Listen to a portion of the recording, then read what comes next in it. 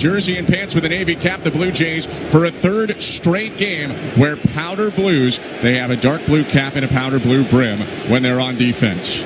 George Springer steps into the righty box, staring out at Bryce Miller. Game 5 about to get underway. Miller staring into Springer. Long look. The righty shakes aside now into the wide. His kick and pitch. Fastball in there at 97 on the edge. Strike one. Almost the identical pitch to the one Springer hit out in game 1. Time of the first pitch in this game, 3:10 local, 6:10 Eastern. The roof is closed over top of T-Mobile Park. Rain earlier today in Seattle. 0-1. Low, 1 ball, 1 strike. Game time temperature, 60 degrees Fahrenheit, 15 Celsius. It's actually gotten a little bit sunnier in Seattle, and it's open air. You can still see a lot into the city with the roof closed. 1-1 pitch to Springer. Swing and a miss. Looked like the splitter right there had George out in front, 1-2. Yeah, 2 straight splitters. And that one right there was about as good as it gets from Bryce Miller. Looked like a strike and then just dove off the table. Looking to put away George Springer. The right-hander shrugs his shoulders. And the 1-2. Bounced in front of home. Sliding block to the right by Raleigh. Ball rolls out of the dirt, circle to the right. 2 balls and 2 strikes. This crowd is loud right now, Ben. It was a little bit of nervous energy around the city today. Obviously, the Blue Jays have won 2 in a row, but you knew once game time came that the Mariners fans, one of the best in baseball in terms of fan bases, were going to be up on their feet and loud again. They're all standing for the 2-2. Foul tip, strike 3. Miller strikes out George Springer with 98 on his four-seamer, 1 out. Bryce Miller threw some good pitches in that at-bat. 2 really nice split fingers, and then elevates with that good fastball at 98 miles an hour. He tends to live at the top of that strike zone. That one right there, a little bit above the strike zone, that had really nice velocity. Again, 98 miles an hour out of that right arm for Bryce Miller. First out of the top of the first. A first inning that's brought to you by Armstrong Bird Food. Bring nature to your backyard with Armstrong, feeding Blue Jays since 1986. Visit ArmstrongBirdFood.com. Nathan Lucas to hit, 1 out, bases empty. They shift him toward first, but Suarez plays in at third base. The pitch, foul back. Pretty good hack there from Lucas, but it was 98 again, up and in. And that is a noticeable tick up in velocity early on. Miller averaged 95 during the regular season. Must be nice to have 3 extra miles an hour in there. While pitching hurt, essentially. He's looking fresh so far. Right-hander's 0-1. Low. Lucas took the splitter out of the hand. 1 ball, 1 strike. Nathan Lucas had a hit and a walk yesterday. He's had a really nice postseason. 9 for 27, a .333 average, 2 doubles, 7 RBIs. The 1-1. Outside, a check swing by Lucas. And Marvin Hudson, the home plate ump, deems it off the plate, 2-1. Throws that split finger about 19% of the time. Generally sits about 84 miles an hour. He's thrown some good ones in this ball game already. Lefties like Lucas tend to see it more. 2-1 pitch. And it's popped foul into the seats over the left field side netting. It's 2-2. Joining Marvin Hudson, the home plate ump today, is Quinn Walcott at first. Ryan Addington umpires second. Doug Eddings is the man on third base. Ben May in left field, and crew chief Alfonso Marquez down the line in right. 1 out, bases empty, no score, top of the first. The 2-2. Lucas lifts this one foul. Suarez racing back. Down the line, reaches out, bobbles, and he caught it. Eugenio Suarez went way back and over the line. I believe that hit his glove, and he swiped it on the second try. We'll get a second look. Either way, it's a great catch for the second out of the inning. Well, if you're Mariners fans, you are holding your breath over there in foul territory. Randy Arozarena sprinting in, Eugenio Suarez sprinting out. Luckily for them, there was no contact, but what a play from Suarez down there in foul territory. Hit the palm, popped out about a foot, and he swiped his glove at it to bring it in. 2 out, bases empty. Vladimir Guerrero Jr. up.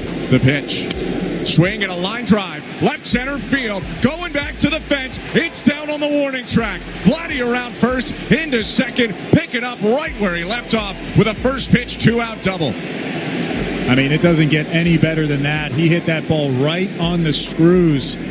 one-hop that wall out in left center. Another great swing from Vladimir Guerrero Jr. It was a sinker down in the strike zone, and he absolutely smoked it. Missed a home run out there, maybe by about 10 feet. Hit it at 114 miles an hour off the bat.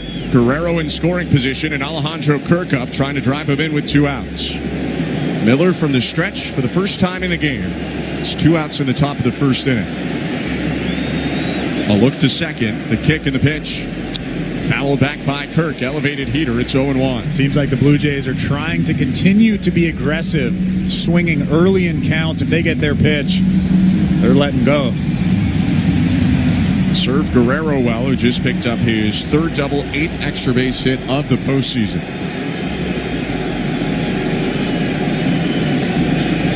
The 0-1. Inside. Kirk started the swing, had to jerk his hands back out of the way of that sinker that ran in on him. 1 ball, 1 strike. That fastball velo has been pretty good so far in this start for Miller. It's generally sitting 97 miles an hour. Couple miles an hour up from his season average. Here's the righty's 1-1. Foul back by Kirk. Really well located fastballs in this at-bat. Did miss inside with 1, but the other 2 right on the upper and inner corner of the zone. Kirk asks for time in a 1 ball, 2 strike count with 2 outs. Guerrero has big lead off second. No one playing that close to the bat.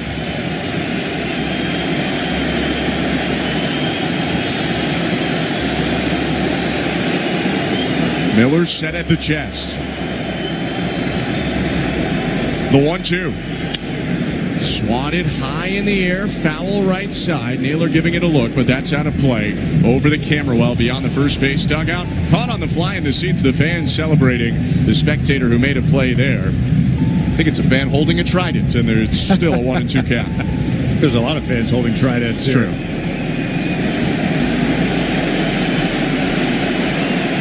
16th pitch of the inning coming for Miller. Here it is. Swing and a miss, strike 3. Got Kirk to chase the sweeper, and Miller punches out 2 to make it a scoreless top of the first. Around a double from Vladimir Guerrero Jr. Vladdy left on second, no score, middle of the first. You're listening to Blue Jays Baseball. Brought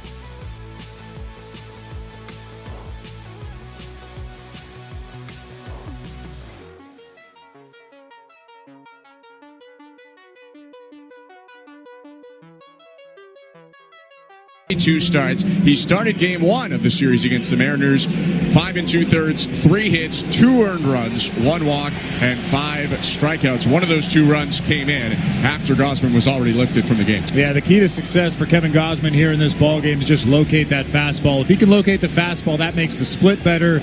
That makes the slider better. I'm assuming he'll do just that.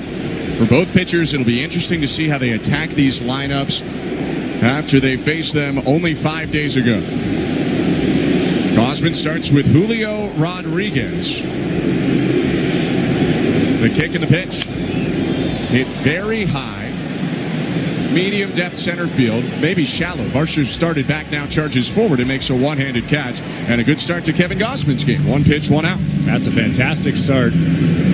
About as good as it gets for Kevin Gausman. A fastball that was a little bit elevated. Julio Rodriguez tried to jump all over it, got underneath it, hit a lazy fly ball out to Dalton Varsho in center field.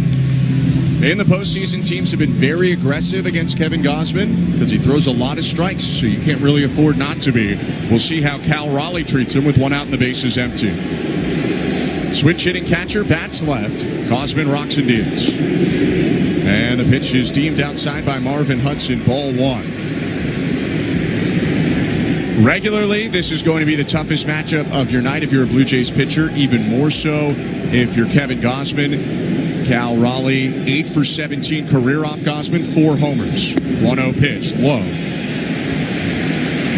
And if you don't remember, in game 1, the Blue Jays were up 1-0 until Raleigh hit a home run in the 6th inning, a solo shot that tied it off of Gausman. 2-0 count, the right-hander rocks and deals. And the pitch is crushed out to right field. Racing back, Barger leaps, and it's off his glove down on the track. Raleigh taking off for second. Here comes Barger's throw. Hits a hair late, and Cal Raleigh has a double in the 1st inning. Only missed a home run by about 5-10 feet. Well, you fall behind a guy like Cal Raleigh, that tends to happen. Kevin Gausman just challenged him there with a pitch over the heart of the middle, or over the heart of the plate, and Cal Raleigh smoked that thing, hit it right on the screws. Addison Barger actually made a pretty nice attempt at it over there against the wall in right field, just missed it. And Cal Raleigh ends up at second base with 1 out in this inning. Can't fault Barger too much. That was hit 112 miles an hour, and he was leaping back into the fence. But Raleigh on second, 1 out. Jorge Polanco up the pitch. Swing and a miss. First splitter that gets a whiff for Gausman right there. Second splitter overall. It's 0-1. Polanco, another switch hitter batting left in the DH spot again in this game. DH'd yesterday as well. 0-1. Checks his swing on a splitter in the dirt. 1 ball, 1 strike. Polanco 9 for 37 in the postseason, an average of 243, but he's launched 3 homers and driven in 8 runs. Pretty much all 8 of them have been really important. 1-1 pitch. Low, 2 balls and 1 strike. Missed with a fastball at 95. Seems like Marvin Hudson is pretty tight back there, at least early on in this ball game. Big pitch coming up here. Raleigh on second, 1 out, no score, bottom of the 1st. The 2-1 to Polanco, down and in, ball 3. First base is open, but you don't want to have 2 on base and 1 out for Josh Naylor, who waits on deck. Gausman cupping his right ear to hear the pitch comp, sets and stares at Raleigh on second. Now it's 3-1 to Polanco. Called strike. That pitch was well low, and Alejandro Kirk helped it up into the zone. Marvin Hudson gives the call to Kevin Gausman, and it's 3-2. I mean, that pitch is certainly a ball. Yeah, Jorge Polanco was pretty upset with that call. He actually walked around because he was so upset. Took a split second to think about it as he steps back in that box. I don't blame him. Gausman's 3-2. Fouled off. 94 right over the middle.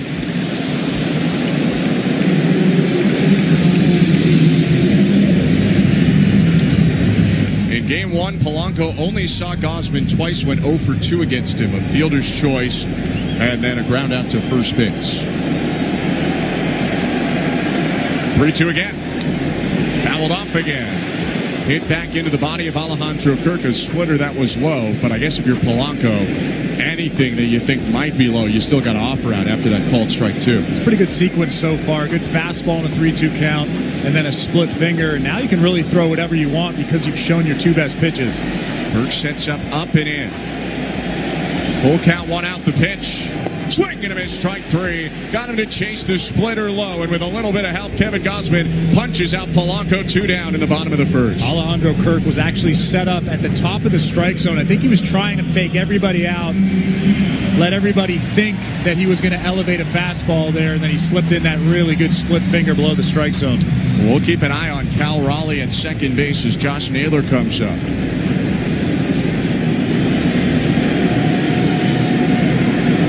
The pitch, fastball, called strike. It is sometimes hard to tell, though, if a guy's relaying signs. Like Raleigh's arm was swinging there. Is that just a natural movement, or does that mean fastball? Something we'll have to wait and see. Raleigh's arm swinging again as he takes the lead. The 0-1. Down and in. 1 ball, 1 strike. Well, if that's what it was, he was wrong there. Yeah. And it probably wasn't, but sometimes it's Aaron Judge flapping his arms in the air. Most of the time, it's a lot more subtle than that. And Naylor, one of the best at stealing pitches from being on base. Naylor at the plate now, a left-handed hitter from Mississauga. 1-1. In the dirt, backhanded pick from Kirk. 2 balls, 1 strike. He's throwing a lot of split fingers in this ball game early on. We've seen him pound the strike zone with fastballs early on, and we've seen him mix in breaking balls and split fingers early on. Loves to switch up the scouting report. Actually threw a ton of sliders in his start against the Mariners in Game 1. His 2-1 pitch. On the ground toward first. Vladdy started in, backs up, takes it to the bag himself as he picked up the 2-hopper to end the inning. Cal Raleigh with a 1-out double, but like Vladimir Guerrero Jr. in the top half, he's left on second in the bottom half, and we go score. Let's see if we can figure out.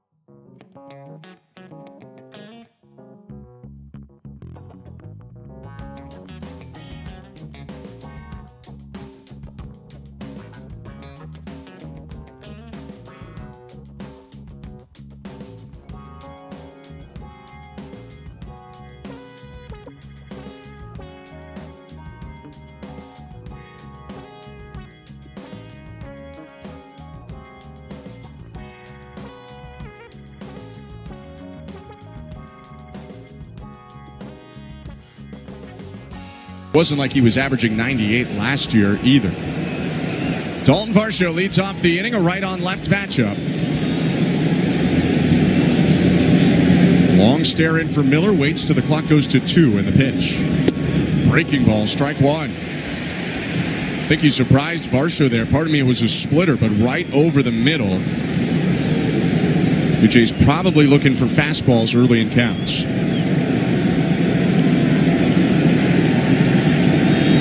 The 0-1. Check swing on a heater high. 1 ball, 1 strike. Another 97 from Miller. It's like that velo's going to stay around for a little while.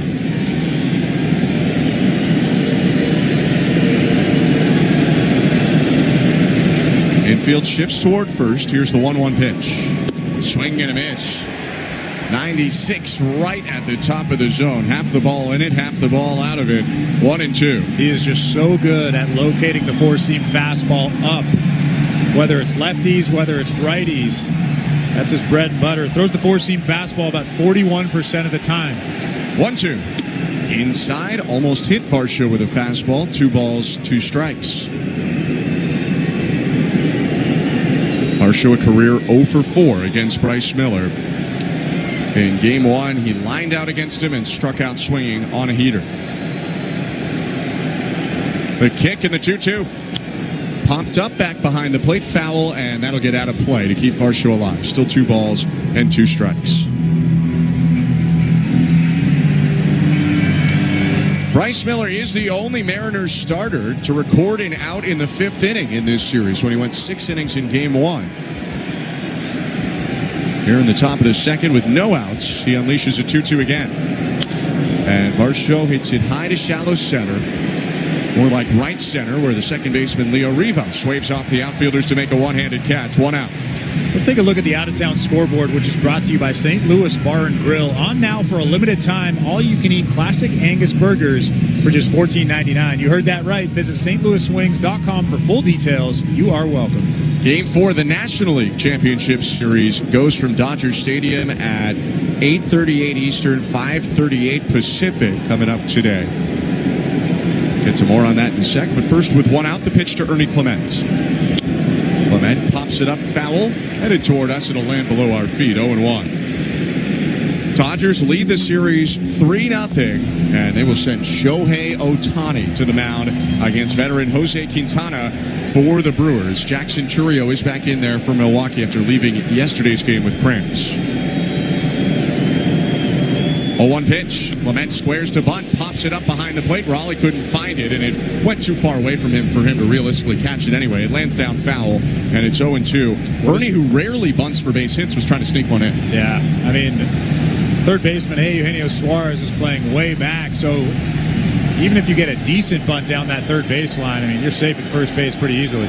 I get it. He's also, though, hitting .452 this series, or pardon me, in the postseason overall. 0-2. Lined over the middle and a leaping grab on the run, Leo Rivas. What a play. He jumped up to the backhand side to take what looked like a sure hit away from Clement. 2 down. What a 2-strike approach from Ernie Clement. He continues to make good contact. Leo Rivas taking that hit away, but he squared that ball up, hit it right on the screws, right up the middle. A huge play for the Mariners in this inning. Rivas has not started every game of this series at second. They got him in there the last couple, and it pays off for Dan Wilson here. 2 outs, base is empty. Washington's own Addison Barger up. And the pitch. Called strike. 96 for Miller. We're seeing a little more 96, 97 now rather than the 97, 98 in the first. But still, that's an uptick in velocity. 2 outs, base is empty. No score, top of 2. The 0-1. Outside.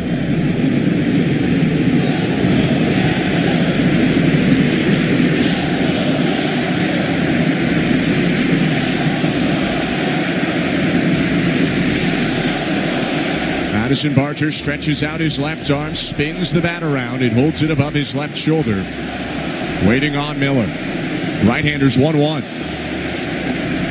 Outside, ball 2. He missed there with a splitter off the edge. It's a good take. Addison Barger recognized that pitch out of the hand. It was a decent splitter just off the plate outside. Archer may be looking for that splitter. He loves off speed. The 2-1. Swing and a missile foul into the second deck right field.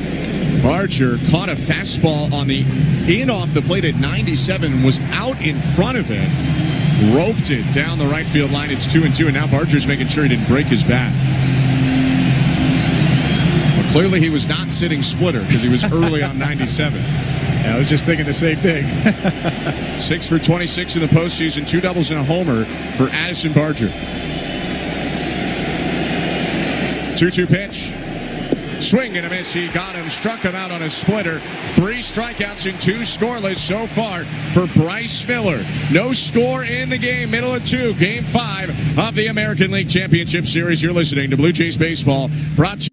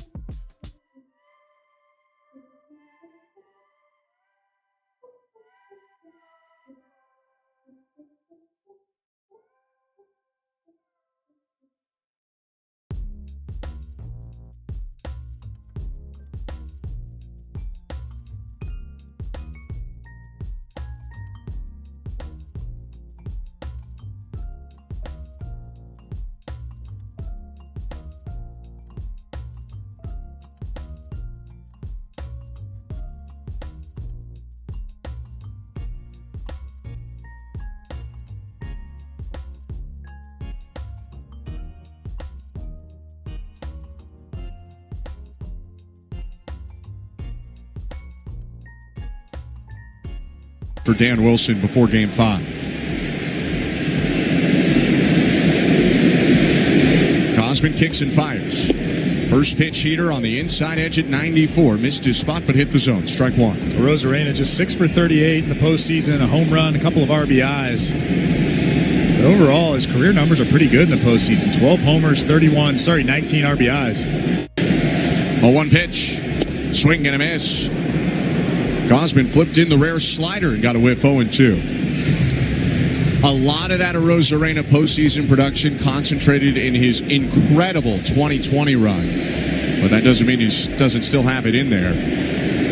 Dangerous hitter at all times. The 0-2. Grounded toward third, charging a backhand play by Clement. Shuffles, throws low to first. Vladdy stretched out to reel it in before it hit the dirt. 1 out. And that was the slider right there. Very well located. Gets a Rosarena way out in front. That's a great pitch. Hasn't thrown many of them in this ball game. It's mostly been fastball, split finger. But if he has a good feel for that, I would love to see that more. He just doubled up on the slider. It should be noted, he threw a lot of sliders, as we mentioned earlier in Game 1. 12 of them which for Kevin Gausman is a lot in 76 pitches. Eugenio Suarez to the plate, one out the pitch. And Suarez jacks it. Left field and Lucas in a run back to the wall. It's gone. Eugenio Suarez with a solo home run in the bottom of the second. And the Mariners take the lead in Game 5 of the ALCS. 1-0. Well, we've talked about Eugenio Suarez a lot over the course of the last few days. Just 6 for 37 in the postseason and 1 home run. But you can't leave pitches over the heart of the plate. Kevin Gausman tried to sneak a fastball by him for a quick strike, and Suarez barreled that thing up and got it out of here in a hurry. What a swing from him. Kirk was set up on the outside edge. Gausman left it upper middle of the zone. And for Suarez, his second home run of the postseason, 51st home run, regular and postseason combined. It's the third game in a row here. The Mariners take the lead on a home run. And now J.P. Crawford hits it back foul 0-1. In Game 1, it was Julio Rodriguez with a first-inning 2-run shot. Mariners led 2-0. Last night, Josh Naylor hit a solo home run in the second to make it 1-0 for the Mariners. And they score first again in this one. 1-0, 1 out, and the 0-1. Swing and a miss. J.P. Crawford whiffs there. Had a splitter. It's 0-2. If you're going to throw another split finger, you stay right there. That was fantastic. Perfectly located off the plate outside. Looked like a strike out of the hand, too. That's the most important thing. Gausman bouncing his left foot. Comes still. The 0-2. Bounce to splitter down and in. 1 ball, 2 strikes. They were trying to just throw the exact same pitch in the exact same location. He yanked it a little bit. If yesterday or 2 days ago is a lesson to Kevin Gausman, if you can limit it early, previous starters kind of grew into the game in Scherzer and Bieber. Gausman's 1-2. Called high, might have had the zone. It's 2 balls, 2 strikes. A little bit of an awkward frame job from Alejandro Kirk. Don't really see that very often. And Gausman got a pretty big call his way in the first, so maybe one given back here in the second. Now the right-hander's 2-2. Low ball 3. Good job here by Crawford. That was a good splitter that just dove below the zone at the last second, but he takes it to make it a full count. Crawford moved up to the 7th spot in the order, highest spot in the order he's hit in this series. They dropped Canzone. 3-2. Low ball 4. Right after the home run, a walk to J.P. Crawford, and there's a runner on with 1 out. 1-0 Mariners, bottom of the second. I don't think Kevin Gausman liked that call. It was a good pitch, but it was just below the strike zone. He looked in at home plate umpire Marvin Hudson, had a couple of questions for him, and then switched up the ball as well. Gausman stretches his arms above his head, pushes his right arm out toward left center field, and now looks in. The pitch to Dom Canzone is lined toward right. Barger charges, slides, and he makes the grab. Addison Barger was a little in between, but dashed forward at the last moment, and he makes the play. 2 outs. Gausman pointing out at Addison Barger, a huge play. It's tough to slide forward and make that play on a good hard line drive, but Addison Barger makes it look pretty easily. Big second out there for Kevin Gausman. 2 down, and Leo Rivas up, the 9-hitter. 1-0 Mariners in the bottom of the second on the Suarez solo home run. Clement plays in at third. Everyone else shifts toward first. Gausman's pitch. Called strike. Starts him off with 93, outer third.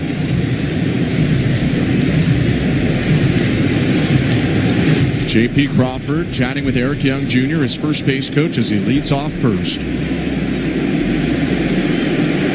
Leo chance here in Seattle. Here's the 0-1. Rivas hits it foul, 0-2.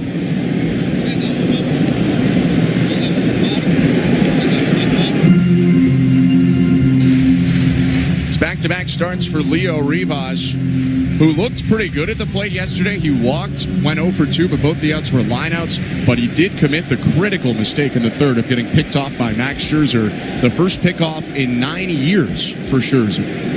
That might have changed the ballgame, honestly. It was a close game with Cal Raleigh at the plate.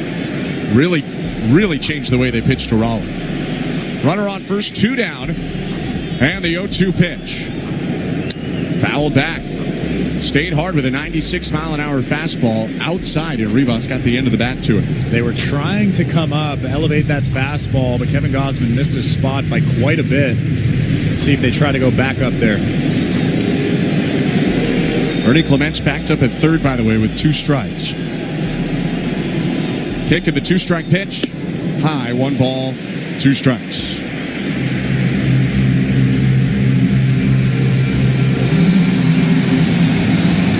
Rivas 1 for 7 so far in the postseason with an all-important RBI single in Game 5 of the ALDS. The 1-2. Down and in, 2-2. Mariners are having some good at-bats. 5 days removed from seeing him. And it's a simple game plan for Gausman. He'll admit that. He's not going to reinvent the wheel.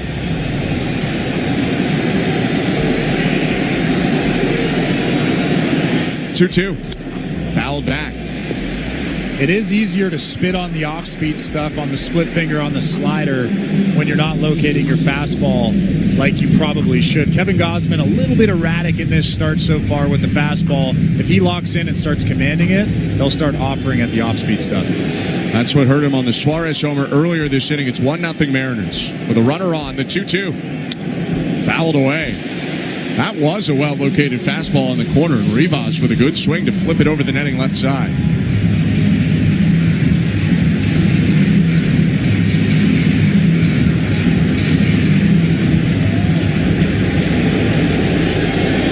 It's been a long at-bat, 7 pitches seen by Rivas. Here's pitch 8. And he got him. Swing and a miss on a splitter below the zone. Gausman strikes out Rivas, but the Mariners strike for the first run of the game. Eugenio Suarez launches a solo home run on a fastball over the middle, and Seattle leads 1-0 as we go to the third. You're listening.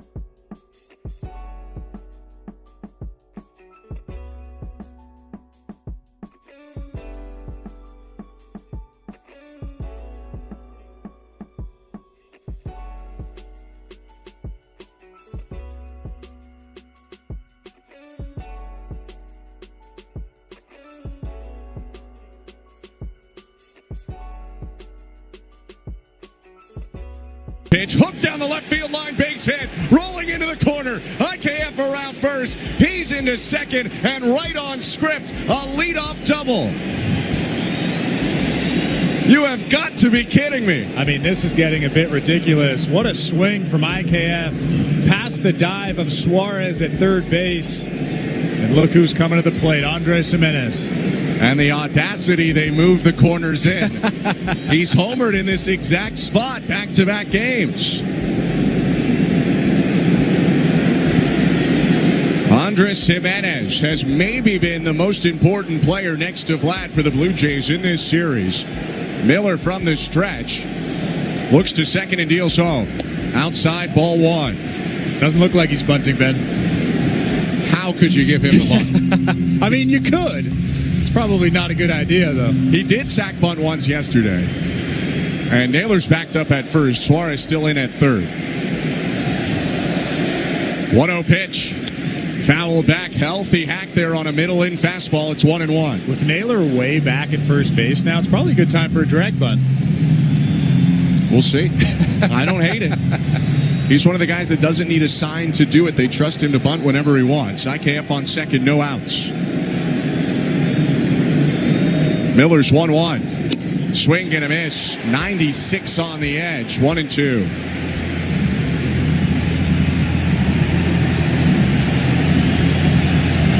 He had no postseason home runs about 48 hours ago, and Andres Gimenez is homered in back-to-back games.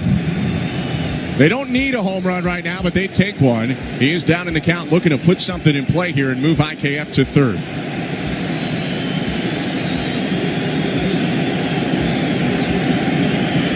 The 1-2. Swing and a liner caught by Naylor. Throws back to second. IKF doubled off.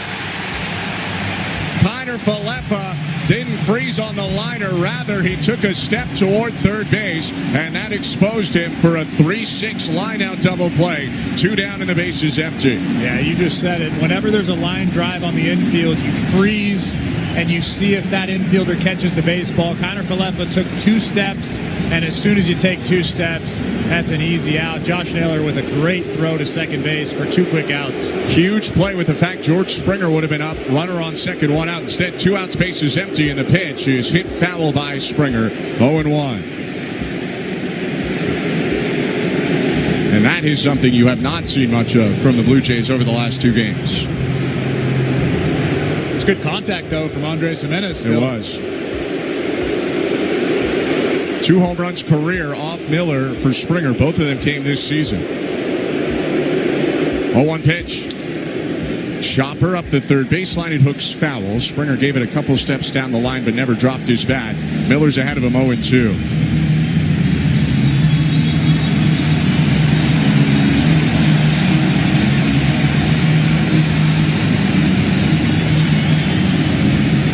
Double play got everyone right back into it here at T-Mobile Park. 1-0 Mariners, top of the third. 2 outs, base is empty, and 2 strikes against George Springer. Miller's pitch. Outside. Fans thought it was right in there, but Cal Raleigh was set up about a foot off the plate. It's a ball and 2 strikes. I mean, he hit the spot, but the spot was way outside. Springer, a strikeout victim in the first. A 1-2 pitch. High. Little outside again. Again, Raleigh's setting up outside. 2 balls and 2 strikes. And he's a really good framer, so he makes that pitch look a little bit better than it was. I mean, that's very clearly a ball, but to everybody in the stands, it looks like a strike because of Cal Raleigh. 5th pitch of the plate appearance coming. Miller's 2-2. Fouled right back. It'll land in one of the booths off to our left, perhaps in the Fox booth where Joe Davis and John Smoltz are waiting. Still 2 balls, 2 strikes.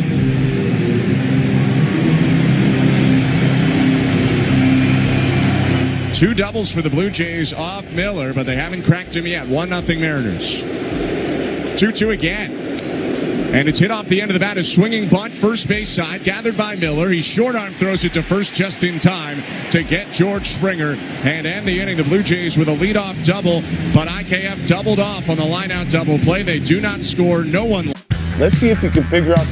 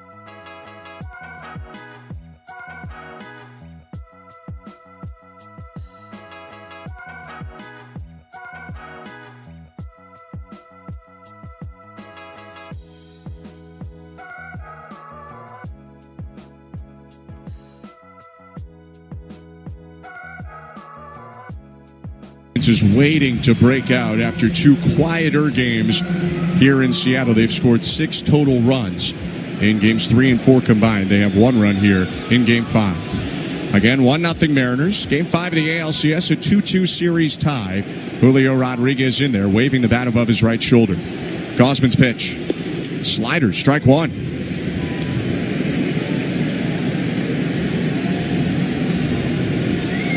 Rodriguez swung at a first pitch in the bottom of the first and lifted it out to shallow center for a flyout. 0-1. Swing and a miss. Huge hack on a splitter over the middle. It's 0-2. A couple of dangerous pitches from Kevin Gausman. A slider kind of spun over the heart of the plate. Then that split finger there floated through the middle. Julio Rodriguez was way out in front of it.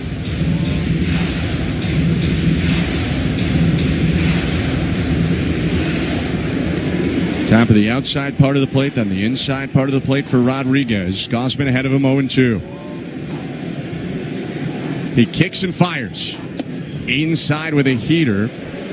Pardon me, a splitter. That came right at the belt, and Rodriguez folded as he jumped back out of the way. I don't think that's what he meant, but it could be an effective pitch if they go to the outside edge.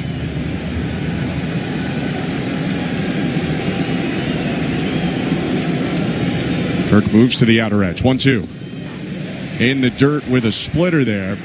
Ball out of the hand. 2 balls, 2 strikes. Yeah, it seemed like he overcorrected there. He's thrown a couple of floating split fingers in that inning, and he was probably telling himself, don't throw another floater, overcorrected, and bounced it almost in front of home plate. He hasn't shown him the fastball yet. A slider and 3 splitters. 2-2. Fastball lifted out to right center. Barger jogging toward the gap, waves off Varsho in right center and makes the catch. There's 1 out. He slowed him down and then quickly sped him back up with 94 on the hands. I mean, it was a great sequence. 2 split fingers and then a good hard heater inside right at the hands. Just ate up Julio Rodriguez. But now he's got to go through the toughest test of the lineup again. It's Cal Raleigh. Great career numbers against Gausman. He's now 9 for 18. He doubled in the first inning. He also has 4 career homers against the veteran righty. Right on left, the pitch. Inside and low, ball 1. Seattle 1, Toronto 0. 1 out, bases empty, bottom of the 3rd. They shift as much toward first as you're legally allowed against the lefty or switch hitter batting left. 1-0. Low, check swing, 2 balls, no strikes. Same situation that Gausman was in the first. Fell behind 2-0, threw a fastball near the bottom of the zone, and Raleigh ripped it to right for a double. Yeah, I don't challenge him here. They challenge him in the first at-bat. I would imagine they won't do that here. 2-0. Down and in ball 3. To a certain extent, I wonder if there's even a point of throwing a 3-0, but I think they will.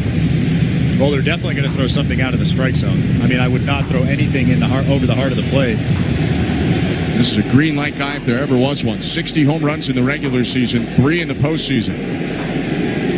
3-0. Called strike. Fastball right at the bottom of the zone. Both of us were wrong. I'm a little bit surprised there that they went to basically the same spot he hit the double off of. It's 3-1. To MVP chance. Gausman deals home. And the pitch hit foul. That was a 4-seamer right down the middle. It's 3-2. Well, if you're Cal Raleigh, you're telling yourself, there's no way they're challenging me here. There's no way he's going to throw a 4-seam fastball right down the middle. Maybe that's a good game plan. It's a risk, but it's a little reverse psychology. He's probably expecting a splitter.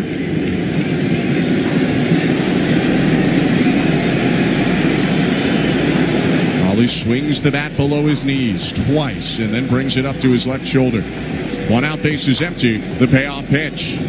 He got him. Kevin Gausman strikes out Cal Raleigh, fighting back from down 3-0 to set him down on a splitter. 2 outs. Well, again, he missed his spot with that split finger. Alejandro Kirk was set up almost off the plate outside, but it had enough movement on it. It almost acted like a changeup, got Cal Raleigh out in front. He was probably expecting another heater, maybe an elevated heater there, but Kevin Gausman gets a big second out there.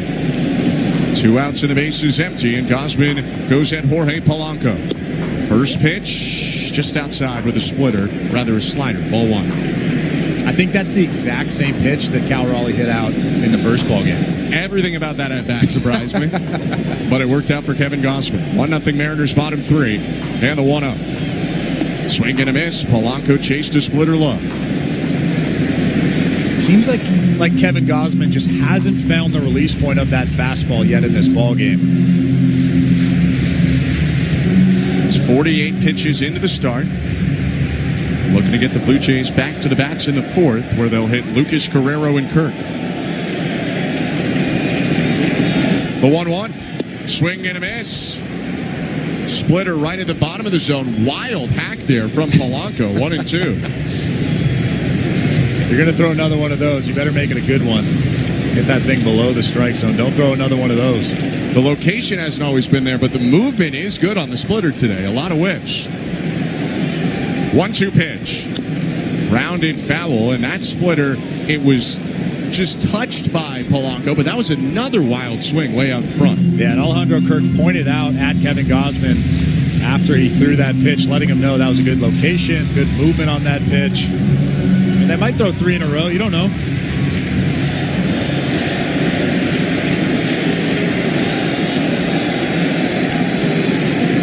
Gausman offers. And he got him. He did triple up on the splitter. The pitch in the dirt. Kirk applies the tag. And that ends the bottom of the third. A really nice bounce back inning for Gausman. 1-2-3. Punching out Raleigh and Polanco to keep it 1-0 Mariners. We head to the fourth. Game 5 of the ALCS. You're listening to Blue Jays Baseball, brought to you by your local family.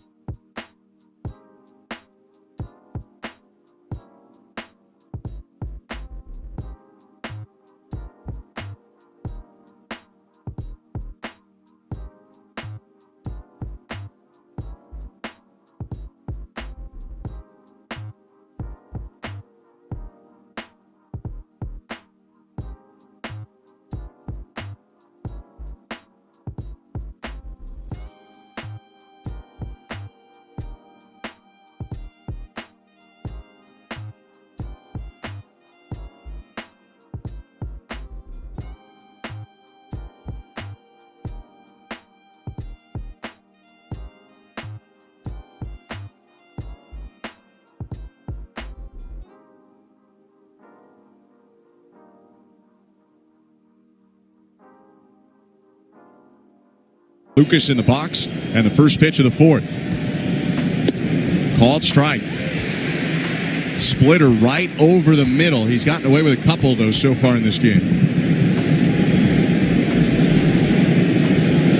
Only 42 pitches so far for the third-year righty. is 0-1. Lucas hooks it on the ground. Fair ball bouncing over the first base bag into the retaining wall. Lucas around first. He will speed into second base. Hits a third double of the game for the Blue Jays. Second inning in a row where they lead it off with a double. And now we'll see if they can finally cash it in. And finally, the Blue Jays hit a mistake. He hung the first split finger, and then he tried to sneak another split finger in there, hung another one, and Nathan Lucas was all over it, hitting it down the right field line for a leadoff double. And I think in a move that you completely understand, Dan Wilson's not going to pitch to Vladimir Guerrero Jr. here. First base is open. He'll walk him, which both avoids Vladdy, who's got a double in this game already, and potentially puts a double play in order with Alejandro Kirk coming up. Yeah, and Bryce Miller struck out Alejandro Kirk in his first at-bat. So if you're Dan Wilson, that's probably what you're thinking about. I mean, I would do that if I was Dan Wilson all day long. Kirk 0 for 1 in this game, 7 for 34 in the playoffs. He does have a double and 3 home runs in his 7 hits. Miller kicks and deals. Called strike, a high sweeper, clips the top of the zone, 0-1. With a different batter, they might think about moving the runners. Kirk, not much of a bunter, and you hit him in the middle of your order. So they're trusting him here to try and drive in Nathan Lucas. 0-1 pitch. Low. Trapped by Raleigh. We're going to keep a real close eye on pitches in the dirt. 2 very impactful wild pitches in the last 2 games.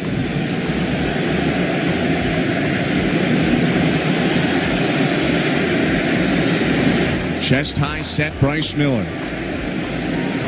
2 looks at second and the 1-1. Check swing. Pitch was upstairs. They'll appeal to first. Quickly, no swing, says Quinn Walcott. 2 balls and a strike. And now you're looking for your pitch in a hitter's count. Something you can drive the other way, potentially in the gap, and score Nathan Lucas from second base.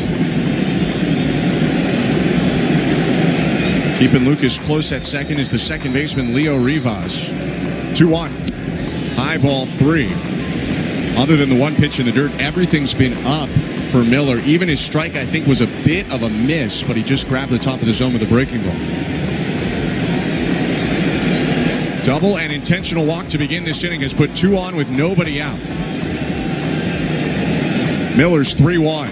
Inside ball 4. The bases are loaded with nobody out. And those are the kind of at-bats that during the regular season you would see from Bryce Miller. Every once in a while he loses control, command of the fastball and of that split finger, and we saw it right there against Alejandro Kirk. That's going to draw Pete Woodworth out to the hill. Even though there were some big misses, you have to give credit to Kirk. That's a spot a lot of guys might be anxious to do something, but so much trust in this lineup, he'll just take the walk and hand it off to Varsho. And this Blue Jays crowd is starting to get loud. Bit of dueling chants right now as Varsho gets set to hit with the bases loaded. Woodward's meeting broken up by Marvin Hudson, the home plate up. And the Mariner pitching coach jogs back over the line to the first base dugout. This is a great situation to be in if you're Dalton Varsho. He knows that Bryce Miller has to throw strikes in this at-bat. There's nobody out. The bases are loaded. He cannot walk you. In his career, Varsho hits .321 with the bases loaded and 5 grand slams. 1-0 Mariners, no outs, bases loaded. Miller's pitch. Foul back 0-1. That slider was right down the middle, and Varsho just got under it. He throws that again. This game could be in a much different spot. Varsho 0 for 1 with a pop out to second. 0-1 pitch. Inside. And if you're Nathan Lucas, again, we've seen Cal Raleigh let a couple of balls get by him, a couple of important wild pitches in this series. You have to be ready for that. It's Lucas on third, Guerrero on second, and Kirk on first, no outs.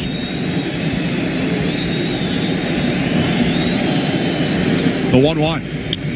Hit back foul. Elevated four-seam fastball at 96, and Miller hunting an all-important strikeout here. Gets ahead 1-2. Yeah, that's what he's going for in this situation. A strikeout is the most important thing. Set at the chest, the righty Miller. The 1-2. Foul back. 95 a hair above the zone, and Varsho doing his best to spin it back into the netting and stay alive. Shorten up that swing and put the ball in play. The Mariners are giving you that run from third base. Both middle guys are playing back, trying to get the double play. Corners are kind of even with the bag, maybe a step behind it. 1-2. Swing and a miss, strike three. Got him on a back foot splitter. And there's one big out this inning for Bryce Miller. Everyone stays put, bases loaded. That was a fantastic sequence from Miller. They were really locating at the top of the strike zone. And then he throws that good, hard split finger just below the strike zone. Cal Raleigh actually did a good job smothering that ball with the glove, keeping Nathan Lucas at third base. Raleigh giving some signals to the defense, comes out from behind home plate. Ernie Clement is up, a guy notorious for contact. He should have had a hit in the second, but Leo Rivas made a fantastic leaping catch on a liner up the middle. 1-0 Mariners, top of the fourth, bases loaded and one out. Miller to Clement. Swinging bunt in front of home, picked up fair by Raleigh, steps on home for one, throws down to first for an inning-ending double play. You couldn't have put it on a platter better. Cal Raleigh with a 2-3 double play, and John Schneider's going to go talk to Marvin Hudson about whether this was fair or foul. Either way, the Mariners have somehow escaped a bases-loaded, no-out jam, and they take a 1-0 lead to the bottom of the fourth inning. You're listening to Blue Jays Baseball, brought to you by your local family-owned Crown Ruskin. Let's see if you can figure out the following baseball sleep.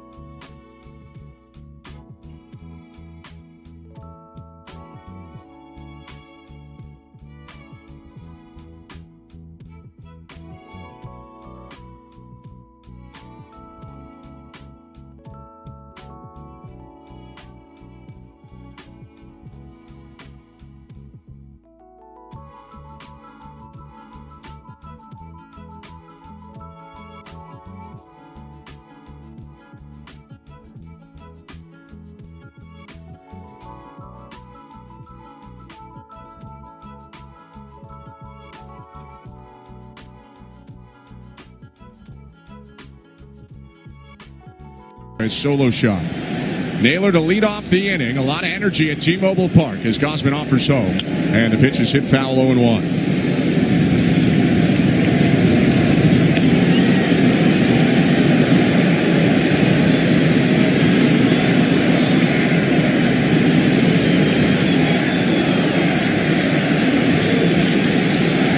Naylor 0 for 1 in the game. A ground out to first back in the first inning. 0-1. And he lines the ball toward left. On the run, Nathan Lucas. It's down. He cuts it off on a bounce. Naylor thinking about two, but Lucas with a nice cutoff and a good throw to second keeps it to a leadoff single for Naylor. Yeah, that's really important that Nathan Lucas got to that baseball and was able to keep Naylor at first base. That sets up the double play. It really changes the way you pitch to Randy Arozarena as well. But another good swing from Josh Naylor, just muscling that ball down the line for a leadoff base hit. Naylor's reached in his last 5 plate appearances 4 hits and a walk over this and last game. Arozarena up the pitch. Swing and a miss. Got him to chase a slider in the dirt, down and away. It's 0-1. Gausman used sliders against Arozarena to force a ground out to third in the second inning. He'd love a similar result here to try and turn 2. 0-1. Slider down and away. Taken this time by Arozarena. A ball and a strike.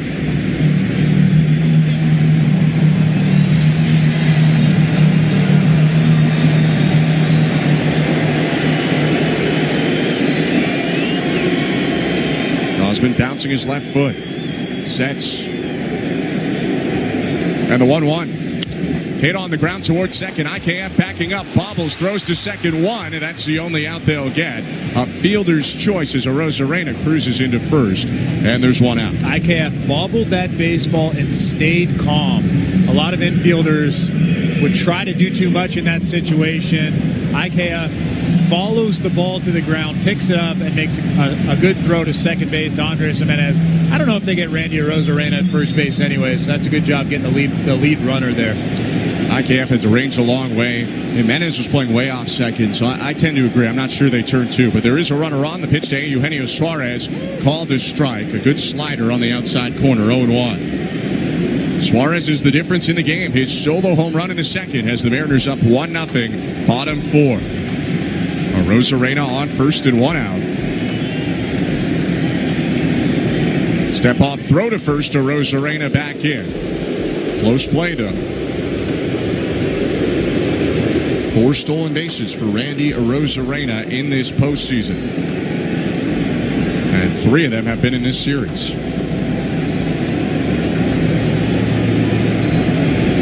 The 0-1. In the dirt, 1 ball, 1 strike as Gausman yanked a slider down and away. Randy Arozarena actually made a motion like he was going to steal. There's 1 out in this inning, so it's probably a good time for him to try to get to second base, get in a scoring position here.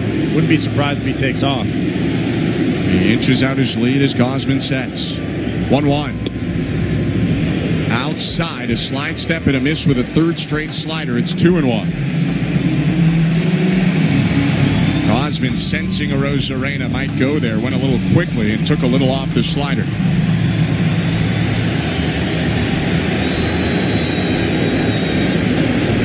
The 2-1 pitch. Hit high to center field, but not very deep. Right at Varsho in straightaway center. He makes the catch after coming in a couple steps and sends it back into Andres Jimenez. Arozarena walks back to first, 2 outs. Little bit of a backup slider there. I think Kevin Gausman got away with one. Eugenio Suarez was frustrated after he hit that fly ball to center field, jammed him. Almost acted like a changeup. It moved in the opposite direction. It's worked for him, but he's gotten a little slider happy, Gausman and Kirk combined. 6 of the last 7 pitches for Gausman have been sliders. That's by far the least used pitch of his mix. 2 outs, J.P. Crawford up. Arozarena on first base still. Step off, throw to first, and a dive back in. Another close play, but Arozarena in there with a safe call from Quinn Walcott. And if he's going to go, they're going to make him earn it. J.P. Crawford walked in the second. First pitch to him. Called strike. Gausman still using an abbreviated leg kick to go quicker to home. I mean, you have to tip your cap to Kevin Gausman. He's varied his looks, varied his holds. He's thrown over a couple of times with Arozarena over there at first base, but I'm still surprised that he hasn't tried to swipe second. The 0-1, there he goes, and he got a good jump. Pitch outside, and there's no throw. Arozarena was off quickly, maybe even just before Gausman motioned home. His 5th stolen base of the postseason, 4th of the series, and that changes things for Kevin Gausman. Now a base hit to the outfield could score a run. You do have that open base at first base now, so you can be careful to J.P. Crawford here. 1-1 count. Rosarena on second to pitch. Crawford hits it high in the air, shallow center, moving forward to right center. Varsho makes a one-handed catch and ends the inning. Leadoff hit by Naylor, but a runner left on second in Rosarena. We go to the fifth, and the Mariners still close. Great moments in baseball have been broadcast on the radio since.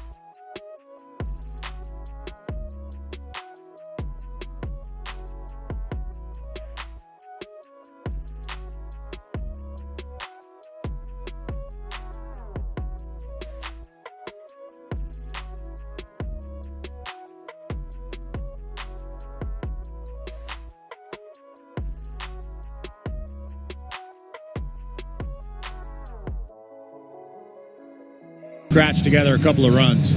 Miller faces the bottom third of the order here in the top of the fifth. Barger, Kiner, Falefa, Jimenez. Miller on 54 pitches so far, stretches his arms above his head and steps onto the first base side of the rubber. Right on left, first pitch of the fifth. Called strike, four-seamer, bottom middle of the zone. After Barger hits, we'll go to the St. Louis Bar and Grill out-of-town scoreboard.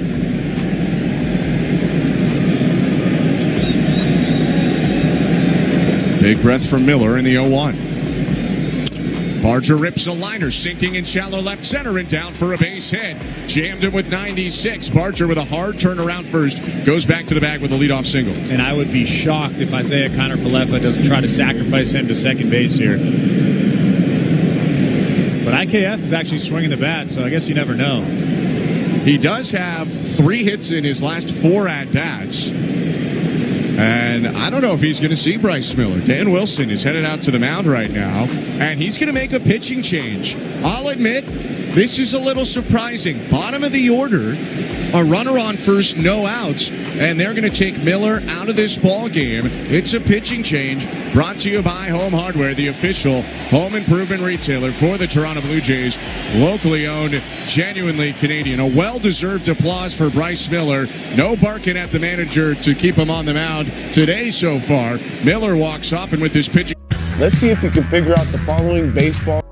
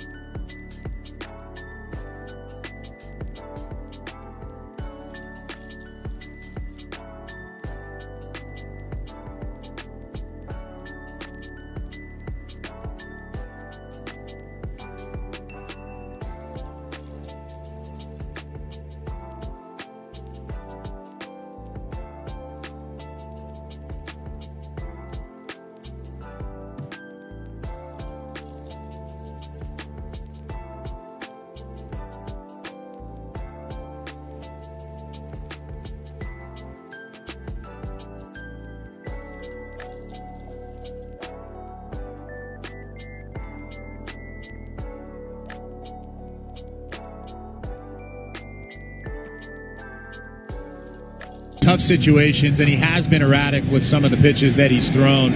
I actually like this move here, bringing in one of your higher leverage guys. Connor Falefa doubled last time up. He squares this time, pulls it back and takes low. Appeal to first, though, and Quinn Walcott said he held the bat in there too long. Strike one. IKF attempted to bunt in the 6th inning last night and could not get it down, but then did bunt successfully on a sacrifice in the 8th inning last night. Barger on first, no outs. Early square in the 0-1. Bunted foul. It's 0-2.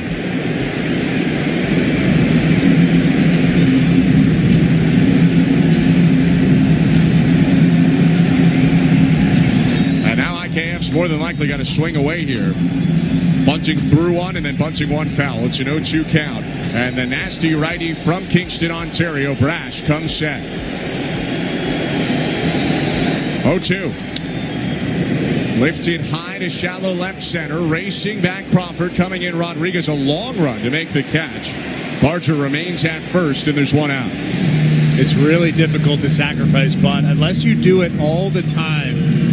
It's really tough to keep your nose in there, keep your body in there, especially against a guy like Brash who throws upper 90s and has some sink on the fastball. He got 2 sliders, actually, the first 2 pitches when he did try to attempt to sacrifice bunt. Unfortunately, couldn't come through. Brash is a slider-heavy righty, also sinker, change, four-seamer, and curve. His pitch to Andres Jimenez hit foul, 0-1. Blue Jays out hitting the Mariners 4-3, but trail 1-0 in the top of the 5th. There's just these little plays here and there that have prevented them from scoring runs yet. 0-1. Swinging bunt up the first baseline. This could be a tough play for Brash. Bare hands, lobs it over the runner. Jimenez in a great stretch from Naylor out toward the field of play to bring it in for the out. That essentially works as a bunt as Barger moves up to second, but there are 2 outs. And the Blue Jays have had a ton of 2-out RBIs in this series. George Springer coming up in a really big spot here. Addison Barger standing at second base, 2 outs. And you have that open base at first base, so I wouldn't be surprised if Brash and the Mariners decide to nibble here to George Springer, maybe even pitch around him with Nathan Lucas standing on deck, although Nathan Lucas has been pretty hot recently as well. Pete Woodward, the pitching coach, is out there to talk to Brash. Now Brash and Raleigh still talking as Woodward turns back.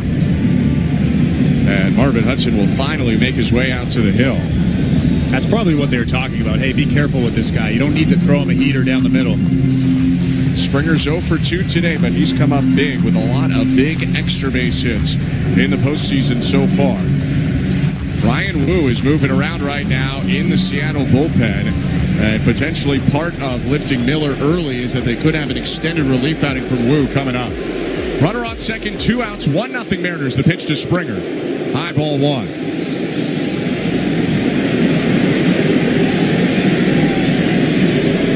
Brash pitched a scoreless inning and a third yesterday. Is 1-0. Check swing, pitch outside, appeal to first, no swing, says Quinn Walcott.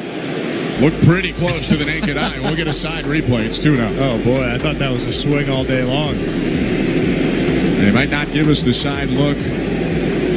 So we'll continue here, and it's 2-0 with Barger on second. The pitch. Springer hits it high and deep. Left center field. Rodriguez sprinting back at the wall. It's off the base of the fence. In to score Barger. Springer into second. They pitch to him, and he delivers with a game-time double. Springer slapping his hands down on second. It's 1-1 in the top of the 5th. That's a mistake. Off the bat, George Springer actually thought that he got that ball.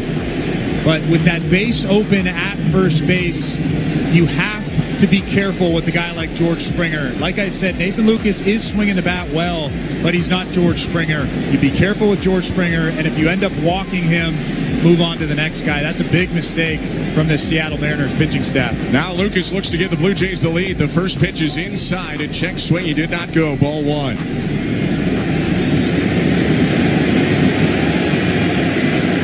That run will go on the line of Bryce Miller. Matt Brash into the game here in the 5th. Runner on second, 2 outs, the 1-0. Called strike. Borderline pitch, top inner part of the zone, 1-1. For George Springer, it's his 10th hit of the postseason. 8 of them have gone for extra bases, 5 doubles, 3 homers. He's got a lead off second, and time is called from behind home plate. Cal Raleigh asked for it, and that'll count as the first disengagement for Matt Brash. I think there was a miscommunication potentially on the pitch count. There's a big hole on the left side of that infield, too. Again, the Seattle Mariners are giving that 6 hole to Nathan Lucas. We know he can go that way. 7 RBIs in 8 games. 1-1. Check swing. He was fooled there by a slider right down the middle. Called strike. It's 1-2. George Springer clapping at second base, trying to fire up Lucas. And Lucas will ask for time. Springer had his hands up, pushing them down, trying to calm down Lucas, who is 30, has a lot of experience in pro ball, but is in his first playoff run of his career. 1-1 game, top of the 5th. Runner on second, 2 outs, and the 1-2. Way outside, missed with a changeup. 2 balls, 2 strikes. And I can guarantee right now, with 2 strikes on him, Nathan Lucas has shortened up, and he's looking to go the other way. Again, they're giving him that big hole. Sitting 345 in the playoffs, Lucas. 2-2. Way outside again with a change. Interesting in this big spot, Brash has gone to his 3rd most used pitch back-to-back. And I can almost guarantee that he does not want to lose Nathan Lucas with Vladimir Guerrero Jr. standing on deck. Yeah, you got to be in swing mode if you're Lucas. Full count, 2 outs and a runner on second. Brash deals. Outside ball 4, a walk to Lucas, and Vladimir Guerrero Jr. is up with first and second, 2 outs. What an at-bat from Nathan Lucas. The crowd doesn't like that call, but Cal Raleigh pulled that back over the plate. That ball was about half a ball off the plate outside, and now a gigantic spot in this ball game. Brash versus Vladimir Guerrero Jr. here with runners at first and second and 2 outs. He's 1 for 1 with a double and an intentional walk. Brash deals. Inside, missed with a sinker, ball 1.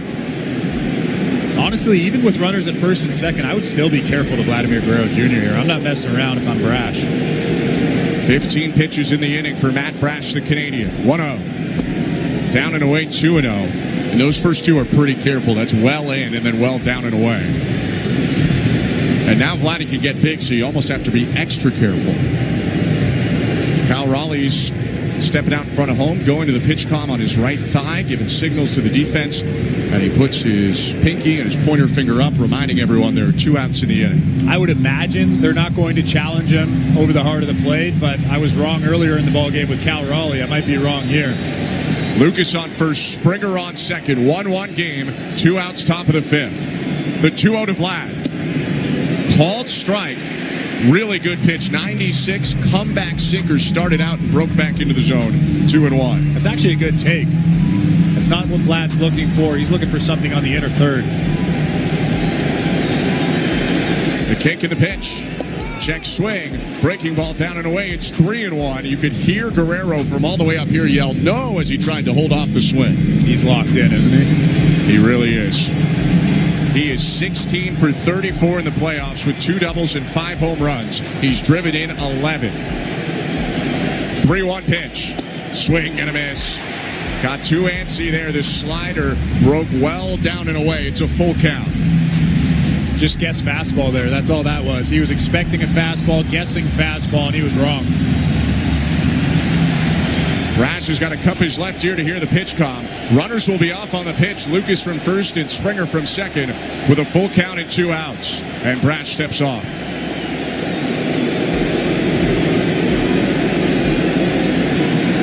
A run in this inning for the Blue Jays has tied the game at 1. Brash sets, full count, 2 outs. The pitch home.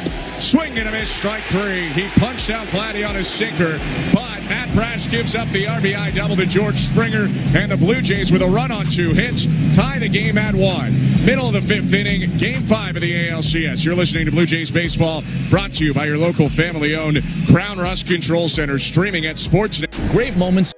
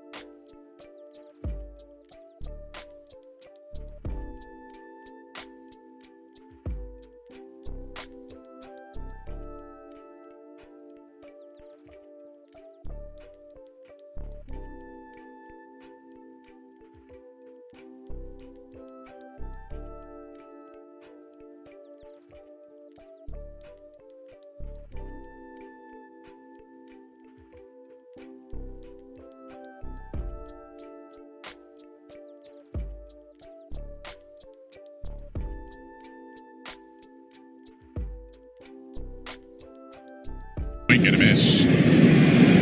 He's got some kind of movement on the splitter so far today. A lot of swings and misses. It's 0-1.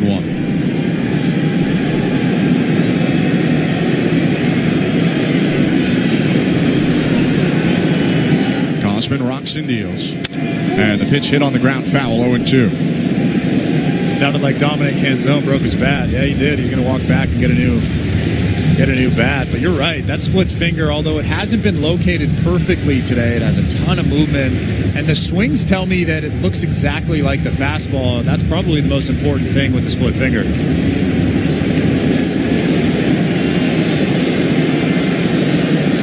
New piece of lumber for Canzone. He'll step back in an 0-2 count. There's movement going on in both bullpens right now. 0-2 pitch. High and outside. In the Blue Jay pen, it's a little bit more stretching, moving around. There is a reliever with his sweatshirt off, but no one is actually heating up yet. In the Seattle pen, they've already brought in a reliever, Matt Brash, in the top of the fifth, and Brian Wu, usually a starter, is heating up in left center. 1-2. Canzone slaps at a ball and pops it up. Third base foul. Clement over the chalk, makes the catch on the grass, and there's one out. That's an important first out for Kevin Gausman. I'm pretty sure that's Louis Varland kind of wandering around down there with his jersey on and no sweatshirt over it. You might imagine that if Gausman's in trouble by the time Raleigh or Polanco come up, that maybe they make a switch. But for now, Kevin Gausman is pitching very well, and they will stick with him here. One out, bottom five, 1-1 score, and the 9-hitter Leo Rivas up, a switch hitter batting left. Gausman deals. First pitch low, ball one.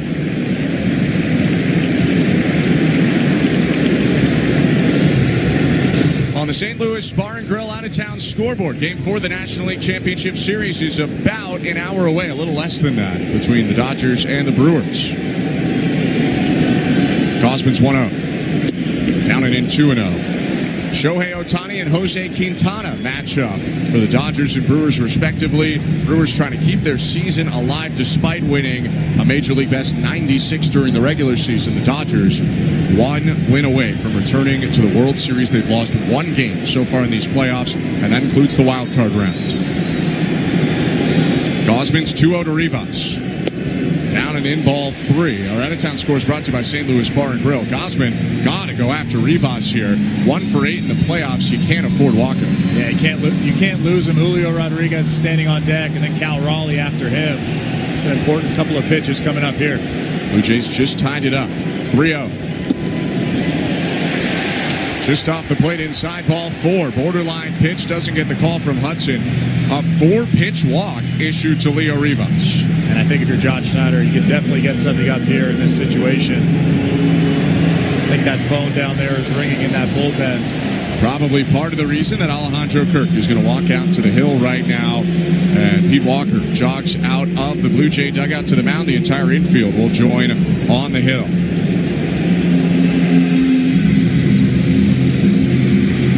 Looks like Brendan Little is beginning to throw in left field for the Blue Jays.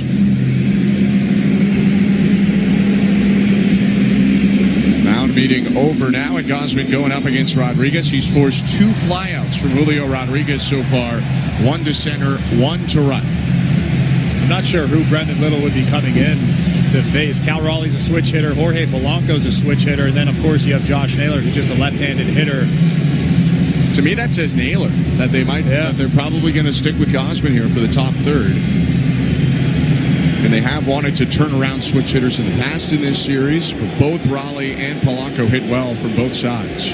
Runner on first, 1 out, 1-1 score, bottom 5. The pitch to Julio Rodriguez. And it's lined straight away center right at Dalton Varsho. He'll make the catch. Rivas back to first.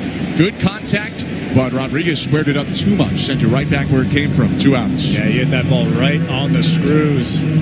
Kevin Gausman will take that all day long. Dalton Varsho took about 5 or 6 steps back, made an easy play out there, but now you have a big at-bat against Cal Raleigh.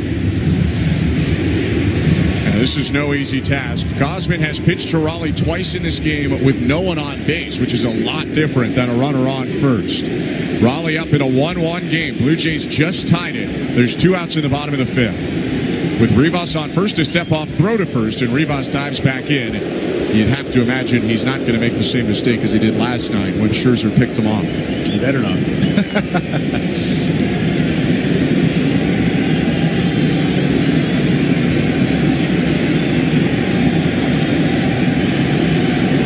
Gausman's pitch home to Cal Raleigh. Bounce to the plate, scooped up by Kirk, took it off the chest and then snapped at it with his mitt. 1-0.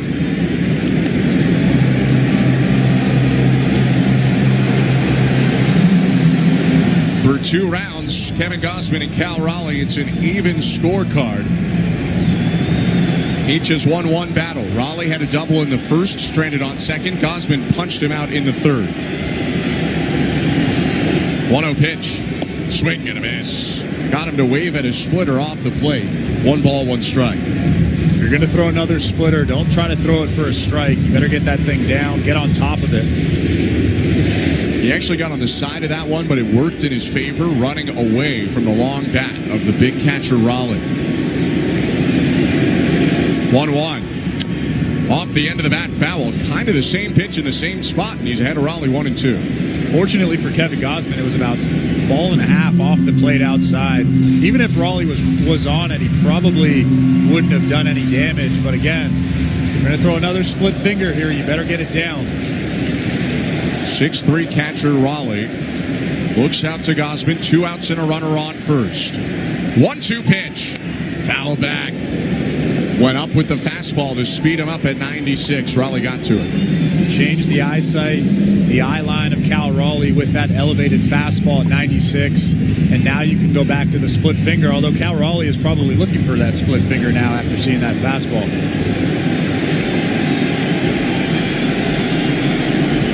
Gausman rocks and offers. Bounced in front of home. Kirk took it off the chest and pinned it again. Looking back, the runner at first, Leo Rivas. It's 2-2.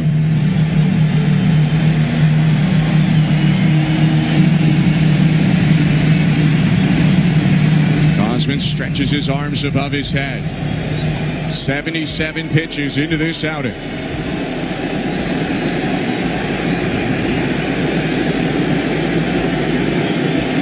The 2-2.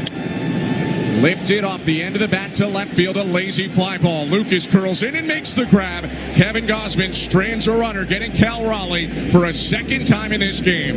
We'll go on to the 6th. Still 1-1. Great moments in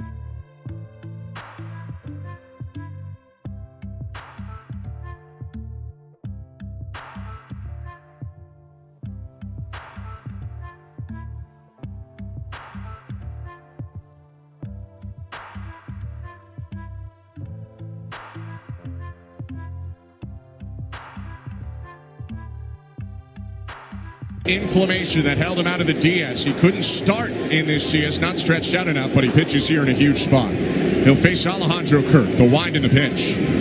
Swing and a rocket to right center. That ball's going to split the outfielders and bounce into the fence. Kirk is tearing around second. Here's the throw from Canzone. It's cut off, and Alejandro Kirk smokes a double the other way on Woo's first pitch of the game. What a swing from Alejandro Kirk. He knows that Woo wants to throw a strike in this situation. He wants to get ahead of the first batter, and he was all over it. He hammered that thing the other way into the gap.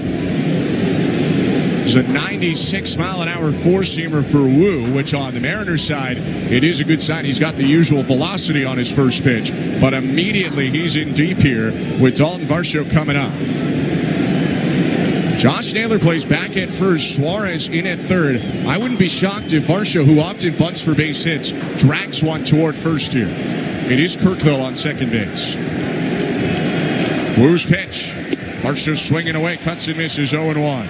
Another good heater, 96 miles an hour. Well located, too, on the inside part. He looks relatively normal out there. A heavy fastball guy, four-seamer, sinker, slider, sweeper, change for Brian Woo.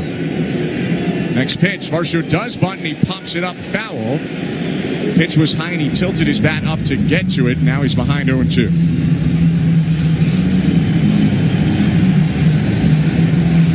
Brian Woo is coming off a stellar all-star season, 15-7 in 30 starts with a 2.94 ERA, struck out over a batter an inning.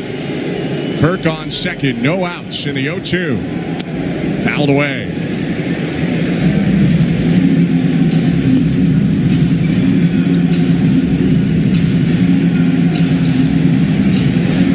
Got to get the runner over if you're Dalton Varsho, who's 0-2 in this game, a pop-up and a strikeout. 0-2. High, ball and 2 strikes. That's a good take. Look comfortable in that batter's box. Like you said, you want to move that guy from second to third base. Get that ball over to the right side of the infield. 1-1 game, no outs, top of the 6th. A look at Kirk on second in the 1-2. High, 2 balls, 2 strikes. That was a sinker that started near the torso of Varsho, and he ducked back out of the way. 2-2.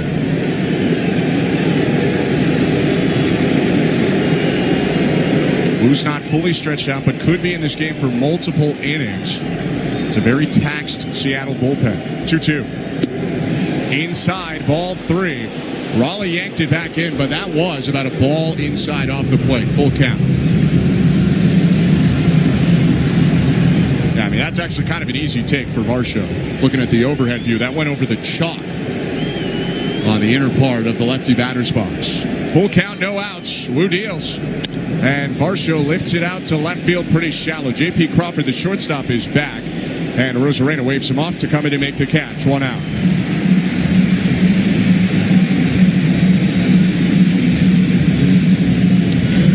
And Alejandro Kirk is still at second base. And the reason why I say that is because he's not scoring necessarily on a base hit to the outfield. If he gets to third base with 1 out, he's scoring for sure on a base hit. It's an important out for Woo, keeping Alejandro Kirk at second base. Here comes a guy who's known for hitting the line drives, Ernie Clement.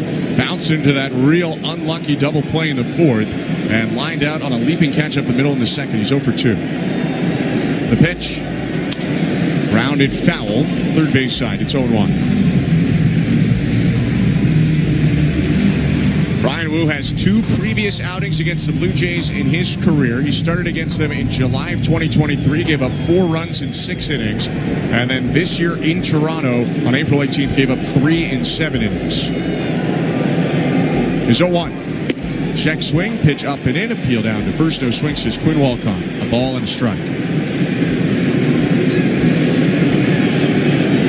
In that start this year, Santander had a sac fly off Woo, so did Alan Roden. And then Alejandro Kirk had an RBI single. Kirk double to start this inning. The 1-1. Clement flips a line drive to shallow right center, a base hit. Kirk around third. He'll get the wave. Throw from Canzone, way up the line. Kirk scores. Clement into second. 2-1 Blue Jays in the top of the 6th. Ernie delivers, and Kirk on his his horse to give the Blue Jays the lead. That was a last-second decision from third base coach Carlos Fablis. He was watching how right fielder Dominic Canzone would field that baseball. It wasn't a clean fielding job by him out there. He was looking towards second base when he fielded it. Carlos Fablis waves Alejandro Kirk home, and he actually got home pretty easily for the second run of the ball game for the Toronto Blue Jays. We just saw the replay. He was flying around third into home. Pitch to Addison Barger now is hit back foul 0-1. And now Vladimir Guerrero Jr. with a towel waving off Kirk. Getting him a little bit of air in the dugout. It's the first Blue Jay lead of the game. Kirk double, Clement single, and Ernie's on second. 0-1 to Barger. And it's chopped to the right side, fielded at second, Leo Rivas. Clement takes off for third, and the throw to first gets Barger. 2 outs. Let's go Blue Jays chance. Again, we're heard at T-Mobile Park.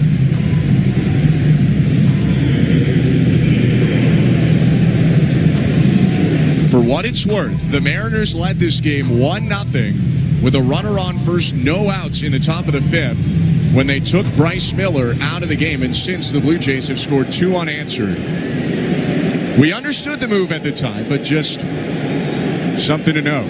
Pitch to Isaiah Kiner-Falefa, runner on third, 2 outs, and the pitch is up and in, ball 1. And Brendan Little has actually sat down there in that bullpen, and Louis Varlin is now getting loose. I don't know if he's going to come into this ball game. Kevin Gausman hasn't looked too bad. Gausman's thrown 5 innings, a 1-run ball. Gave up a solo homer in the second. That's it. 1-0 to IKF. Called strike. Kiner-Falefa 1 for 2 with a double and a flyout. He came up last time trying to sacrifice, couldn't get it down, and then flew out to shallow center. Ernie Clement's the runner on third. A 2-1 Blue Jay lead, top of the 6th. The 1-1 pitch. Inside, ball 2.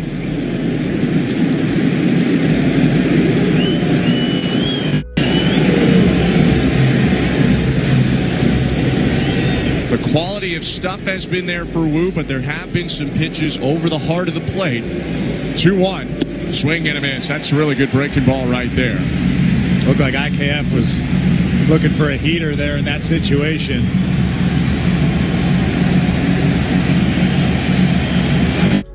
In his career that Kiner-Falefa sees Wu. He's 0 for 2 against him lifetime. It's been about a month since Brian Wu was last on a mound. Pitching now with a runner on third, 2 outs. His 2-2. Bounce back to the hill, speared by Wu. He'll jog over to first, an underhand flip. That ends the top of the 6th, but the Blue Jays take the lead. Alejandro Kirk with a first pitch double. Ernie Clement knocks him in, and it's 2-1 Blue Jays. Middle. Let's see if you can figure out the following baseball.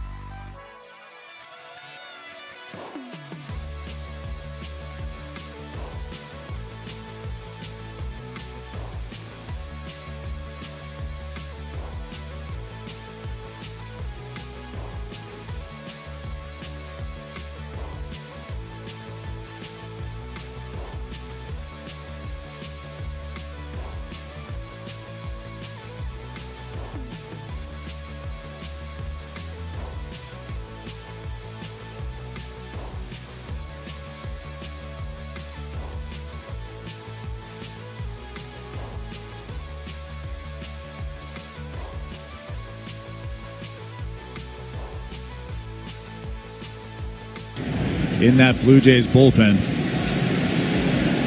Third baseman Clement plays in. Everyone else shifted back in toward first. Switch hitter batting left, Polanco awaits the first pitch. Here it is. High, ball one.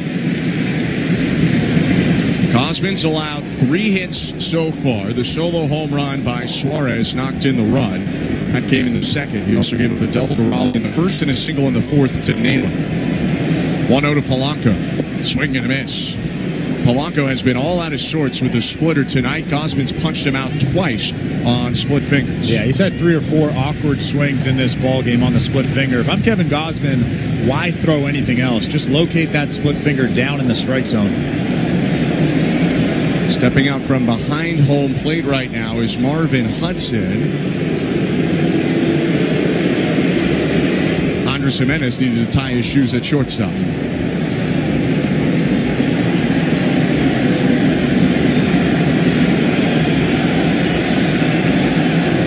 Kevin Gausman brings his hands together, bouncing his lead left foot. And the 1-1. Outside, missed with a splitter, got on the side of it. 2 balls, 1 strike.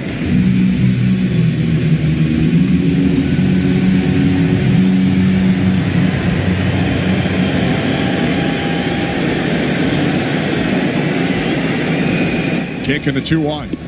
Fastball on the corner, really well located and clearly surprised Polanco. Called strike 2-2. And now that you've shown that you can locate that fastball at the bottom of the strike zone, Polanco has to respect that location now, so you can throw that split finger at the bottom and have it drop below the strike zone. That's really important here in this at-bat. No outs, base is empty. Clement backs up. The 2-2. Down and in with a splitter, ball out of the hand, full count. Yeah, he yanked it just a little bit, trying to do too much with that pitch. Josh Naylor waiting on deck. And Louis Varland still throwing in the pen. Gausman at 83 pitches. Blue Jays holding on to a 2-1 lead.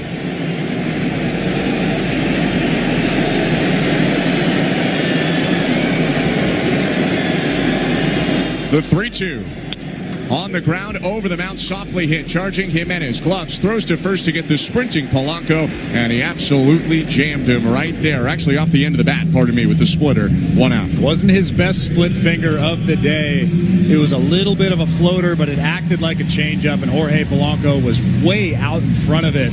Andres Jimenez just vacuums that thing up, makes a perfect throw across the diamond for the first out. A very important first out with Josh Naylor coming to the plate. With Naylor up, we'll take a look at the St. Louis Bar and Grill out-of-town scoreboard. But first, with 1 out here in Seattle, the pitch home. Swing and a miss. Big hack there, way out in front of the splitter. Mentioned it earlier, but if you weren't with us, Dodgers-Brewers coming up in about 30 minutes in Los Angeles. Dodgers up 3-0 in the series. Trying to make another World Series.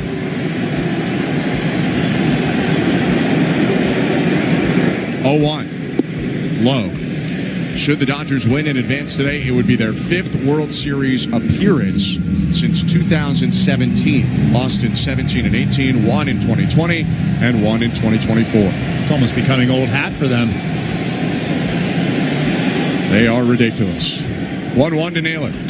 and he lines it up the middle. A one-hopper backhanded on the grass. Andres Jimenez. Crow hops, delivers a strike over to first. Naylor retired. 2 outs for Kevin Gausman, who's looking as sharp as ever here in this sixth. That fastball absolutely ate up Josh Naylor on the inner part, right at the hands. That tells me that he's looking soft. He's looking split finger out over the plate. What a good sequence. What a good choice from Kirk, from Gausman, just blowing him up for the second out. Our out-of-town scores were brought to you by St. Louis Bar and Grill. Gausman helping the Blue Jays maintain a 2-1 lead in Seattle. Randy Arozarena up with 2 outs. The pitch in the dirt, ball 1. Muscle-bound right-handed hitter is 0 for 2. Ground out to third, and then a ground ball fielder's choice. He hit it on the ground to second last time he was up. 1-0. Up and in. 2 balls, no strikes. You want to get back in this count here, especially with Suarez standing on deck. You also can't give Randy a cookie, though. He had 27 homers this year. It's a good strike here. Yeah. 2-0. Down and away, ball 3. Went to the slider, interestingly, and missed down and away, 3-0. I'm wondering if this is Kevin Gausman's last batter. He's already given up a home run to Eugenio Suarez earlier in this ball game. Pete Walker did just go down from the front fence of the dugout to the dugout phone. Call down to the bullpen. 3-0. Down and away, ball 4. A 4-pitch walk. And we got our eyes on John Schneider right now. He's thinking about it, that's for sure. And Schneider will head out there, and he makes the point quickly. So that will do it for Kevin Gausman. A 4-pitch walk after getting 2 outs here in the bottom of the 6th inning, and with a runner on base, and again 2 outs, the Blue Jays up 2-1. It's time for a pitching change, brought to you by Home Hardware, the official home improvement retailer for the Toronto Blue Jays, locally owned, genuinely Canadian. The Blue Jays' hardest thrower, Louis Varland, about to enter the game to face Eugenio Suarez. We'll be back in a sec. Let's send it back to baseball control. Here's today's host. Great moments.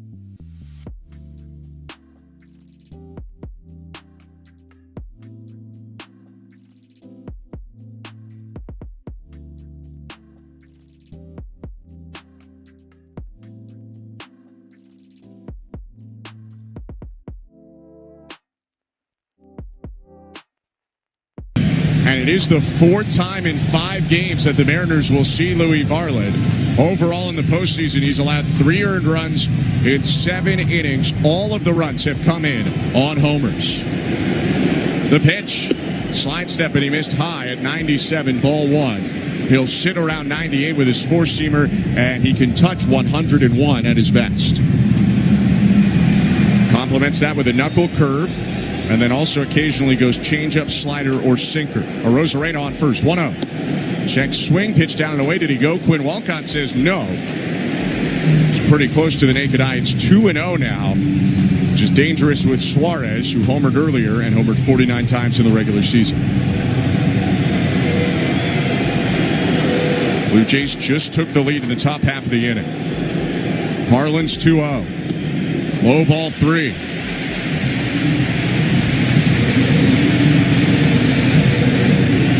Varland looking out to center for a moment. Wiped the back of his neck, blew into his right hand. He and Gausman have combined to throw 7 straight balls here after there were 2 outs, bases empty in the inning. 3-0. Called strike. Flipped in a slider right on the corner to make it 3-1. I mean, you can't throw something right down the middle to Suarez. He's just too dangerous. Guy with over 300 career home runs. 3-1 pitch. Called high. That had all sorts of the top of the zone, but that's going to be ball 4. Suarez gifted first, up to second base goes Randy Arozarena. John Schneider giving it to Marvin Hudson, kind of dumbfounded at that call. So was Don Mattingly right beside him. Yeah, that was definitely a strike, but if you're Louis Varland, you have to turn the page, forget about that, and throw some good pitches to J.P. Crawford. Not to be taken lightly, but it is a very different batter profile, J.P. Crawford, than Eugenio Suarez. More contact typically from Crawford. Less chance that he hits one out. Not no chance, to be clear, but just less chance. Left-handed hitter up, first and second, 2 outs. Varland kicks and deals. First pitch heater right over the middle. 98 for strike 1. And it seems like Varland feels more confident to attack Crawford. Well, it's almost like he's more comfortable without Arozarena at first base as well. Jumping around over there. 0-1. Down and away with a changeup. Good take by Crawford leaning over the plate. 1 ball, 1 strike. After that walk to Suarez, more walks for the Mariners in this game than hits. 4 walks, 3 hits. The 1-1 pitch. Down and in, 2-1.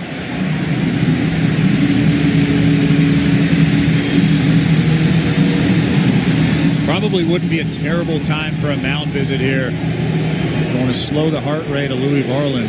2-1 Blue Jays, 2 on, 2 out, bottom of the 6th. The 2-1 pitch. And it's off the end of the bat, a bouncer to third. Clement charges to grab it, throws across to first. Big pitch and a fist pump by Louis Varland. He strands a pair to keep the Blue Jays in front. 2-1 Blue Jays through 6 innings. 7th is coming up next. You're listening to... Let's see if you can figure out the following baseball slang term.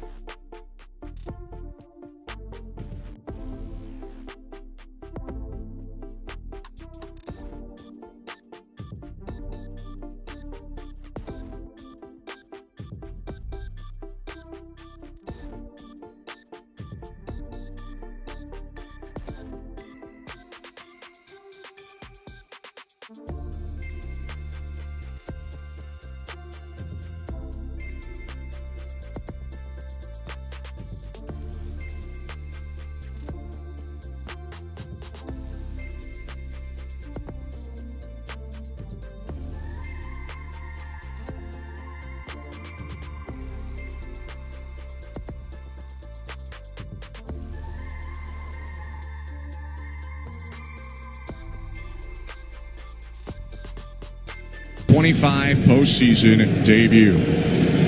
9-1-2 for the Blue Jays. Springer on deck. Jimenez, the left-handed hitter at the plate. Wu brings the glove up, winds and deals. Jimenez hits it foul. Four-seamer on the outer third, but another pitch kind of over the middle of the plate. We saw some inconsistency in location from Wu. It's 0-1.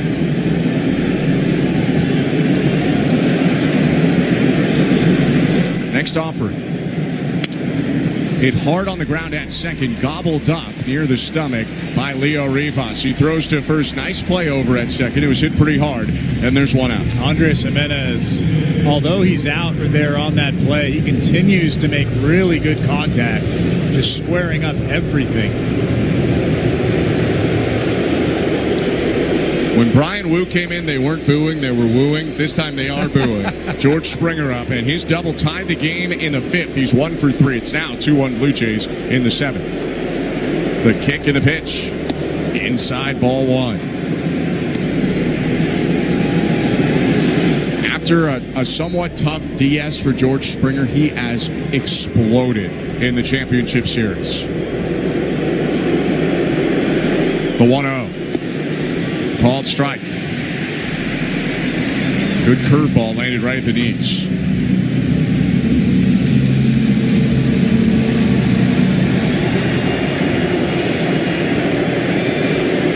One out, base is empty. Shift toward third base in the infield. And the 1-1. Hit him. Fastball got Springer on the knee. And the training staff is out to check on George Springer, who's still down right now. That was 96 on the kneecap. Yeah, he is in extreme pain right now. Boon Chung is out there with John Schneider. Right off the top of the knee.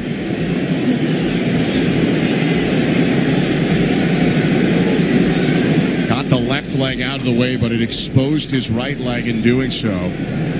Obviously, not even remotely any intent from Brian Wu on that. Just a sinker that got away from him. But that's about as painful of a spot as it gets. Yeah, I'd be surprised if he's able to stay in this ballgame. My goodness.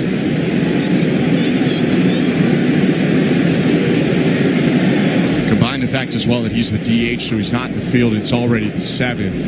He's really got to feel okay for them to want to stick with him as a runner. They could make a switch. Like you said, obviously no intent. Wu was just trying to come inside with a fastball, maybe move him off the plate, but just got away from him. Unfortunately, landed right in that kneecap, that right kneecap of George Springer. Springer is sitting up now, but still hasn't gotten to his feet, and his head is still down. He appears to be in a ton of pain. He's turning over now, trying to get up.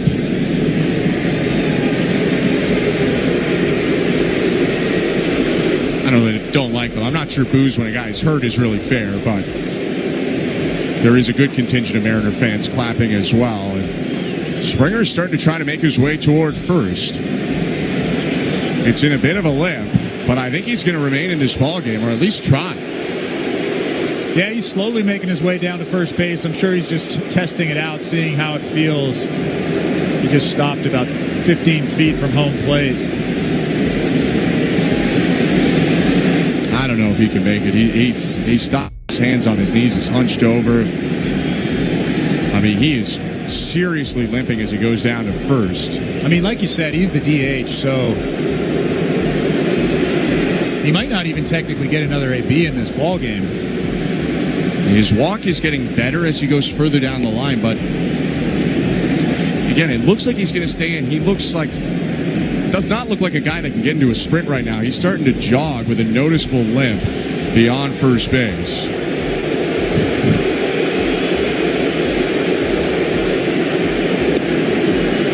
Yeah, you don't love the boos. The fans have been great. I don't want to make it more than it is. I do think when you're talking about a guy being injured, I think it's a little more than the game, and now they're going to cheer because he's going off the field.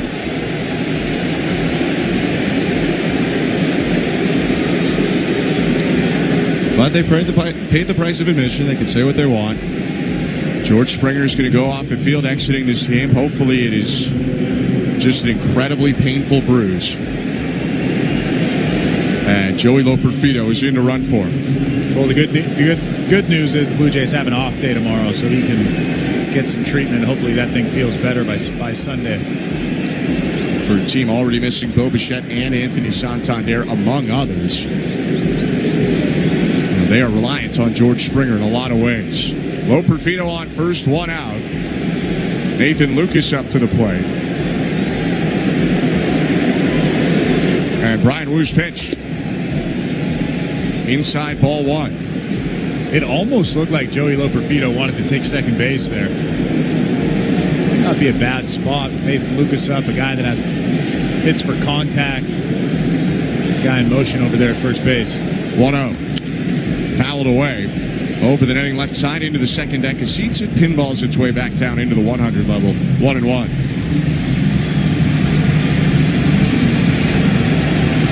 Loperfido has not run a ton in his big league career, but he is fast, no doubt.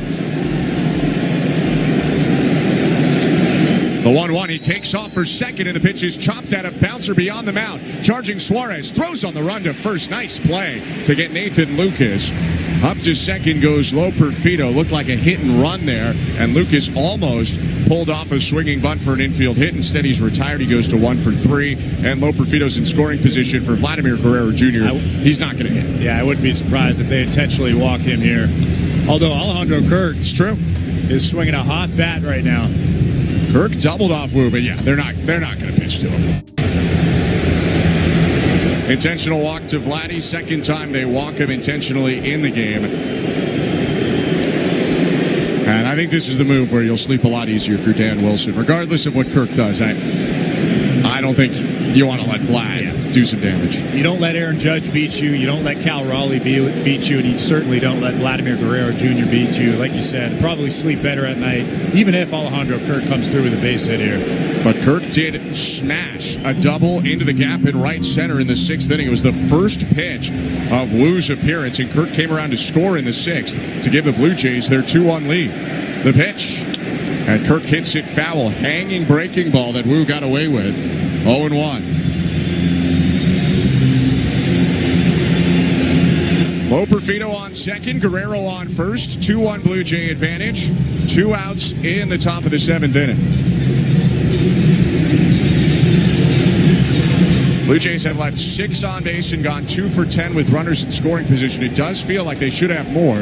They're only up 1, even though they're out hitting the Mariners 7-3. 0-1 offering. Kirk with a swinging bunt toward the hill, scrambling toward third. Wu gloves, throws over to first across the line, but in time, and a good stretch by Naylor to bring it in. A hit batter and a walk in the inning. The Blue Jays do not score as they strand a pair and take a 2-1 lead to the... Let's see if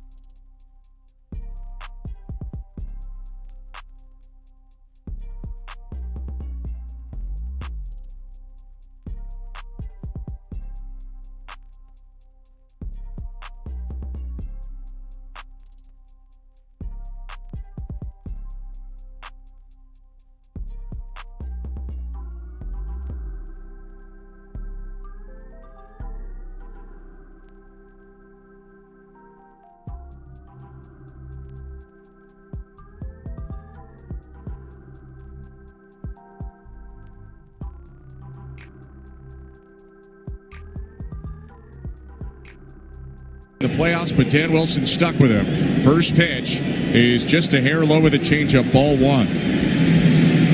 Canzone has started every game this series. He had a really strong regular season, hit 382 games, but he's 2 for 21 in the postseason. 1-0. Called strike, zips it to the inside corner at 98. That's classic Louis Varland, 1-1. Yeah, Dominic Canzone didn't like that call. Visibly frustrated, but that definitely clipped the bottom part. The wind and the 1-1. Down and in, off the glove of Kirk to the backstop. 2 balls and a strike. 8-9-1 in this inning. You have to go after the eighth and the ninth hitters for sure. Although Dominic Canzone, like you said, does have a little bit of juice. 11 home runs this year. Action in both pens. 2-1 pitch. Canzone hits it deep down the left field line. Lucas racing to the corner. At the fence. Is it gone? It's foul. Wide of the pole. Canzone was already around first, and for now, it's a long, loud second strike. It's 2-2. Dan Wilson is asking for the challenge, and why wouldn't you? Yeah, we'll get a review here. I mean, that's pretty clearly a foul ball. That's a good call by Ben May down that left field line. It's really tough luck for Canzone. He missed hitting the pole by what? 4 inches, maybe half a foot? The call on the field is foul ball. We have a crew chief review for potential home run. At the same time, this should be a 10-second review. Yeah, maybe less. Maybe less, Ben. That's a pretty easy call down that left field line. There's a dark green wall, and then you have that vibrant yellow pole, and you can very clearly see that ball is foul. Yeah, it crosses in front of the pole. The spin or direction of the ball never changes. It's a crew chief review, I should say, so that means the Mariners aren't using a challenge, and it's a quick one.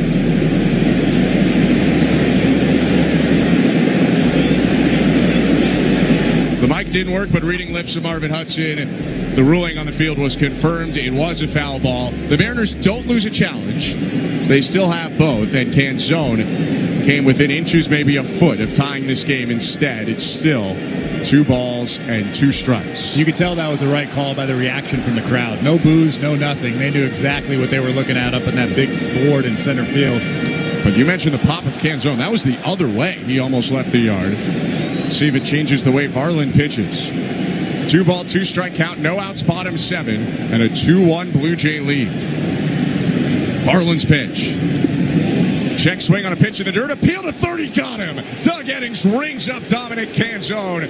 And Canzone just walks back to the dugout instead of trying to go down to first on the drop third strike. There's 1 out. Yeah, Canzone didn't like that call. The crowd didn't like that call. We're getting a side view right now. It's close, but it looked like he went to me. I mean, it's somewhere in that coin flip zone. I don't think... Oh, actually, looking at the next side view, I think he definitely went, but... Either way, it's an out called by Eddings, and the pitch down to Leo Rivas. Just low ball 1. I think that was more frustration that Canzone didn't get that home run. From the crowd, from Canzone himself, he ends up striking out for the first out of the inning. 2-1 Blue Jays. 1 out, bottom 7. The 1-0. Called strike. We're here in the Don Valley North Lexus broadcast booth. I'm Ben Schulman alongside Chris LaRue. Leo Rivas with a walk and a strikeout swinging in this game. Next pitch. Low, 2-1. Varland's gotten the outs he's needed to, but he's been a bit scattered in this outing. Yeah, you'd have to imagine that there's a small amount of nerves in this situation for Louis Varland. 17 pitches, only 7 strikes. The 2-1 called strike. Make that his 8th strike in 18 pitches. It's 2-2. Throw that pitch again. Don't mess around, especially with Julio Rodriguez standing on deck. That pitch was a 98-mile-an-hour fastball. Rivas has asked for time, adjusting his sleeves on his undershirt beneath his white jersey. Now he bounces his bat off the plate twice and spins around the bat twice in a 360 motion. 2-2 pitch. Foul back. Good job by Rivas. 98 on the outside edge. He spoiled it. Yeah, just a well-located fastball. To the number 9 guy, I tend to think you just go right at him with something hard. 2-2 again. Down and away, ball 3. I mean, at this point, It's a guy who played 48 games this year, with all due respect to him, and has one hit in the postseason. I think you throw 98 over the middle and see what happens. Yeah, you take your chances with him, for sure. The payoff pitch. Grounded foul. He threw the changeup right to the corner. Great pitch. But Rivas got the bat to it. Still 3-2. Yeah, great pitch. Even better job staying alive. Tough to make contact with that pitch when you're expecting 99, 100 miles an hour from Louis Varland.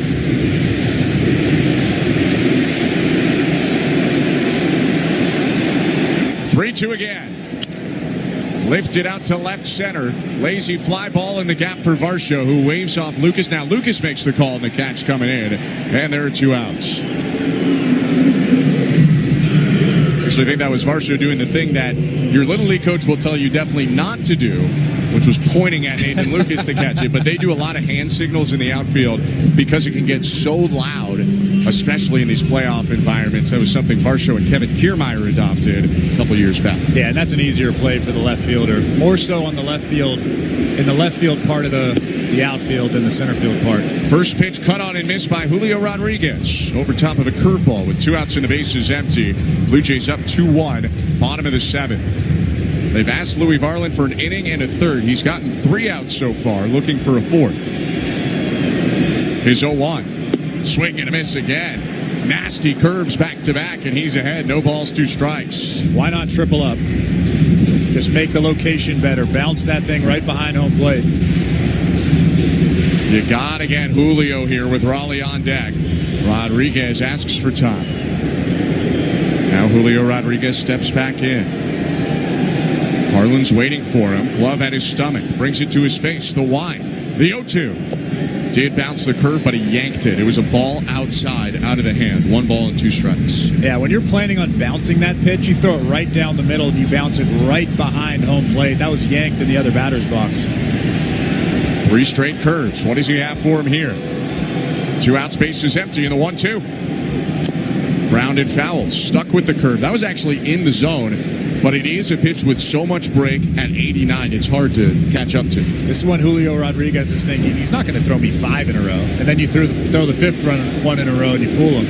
Just got to bounce it. Throw it in a non-threatening spot here. Farland's 1-2. He got him! Stuck with the curve in the dirt. Tag applied by Kirk. And the 7th is in the books. Louis Varland punches out 2 in a 1-2-3 inning, and the Blue Jays charge into the 8th, leading 2-1 in Game 5 of the Championship Series. You're listening to Blue Jays Baseball, brought to you by your local family-owned Crown Rust Control Center, streaming on the Sportsnet app. Let's see if you can figure out the following baseball slang term.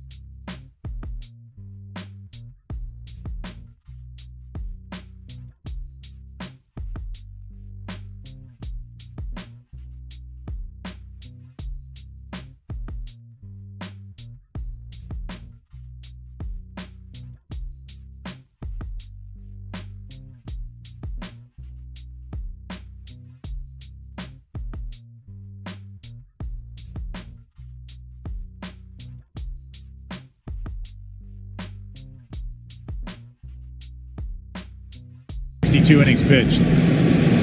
Varsho's seen him a fair bit in the series now. Spire to Varsho. Down and away, ball one.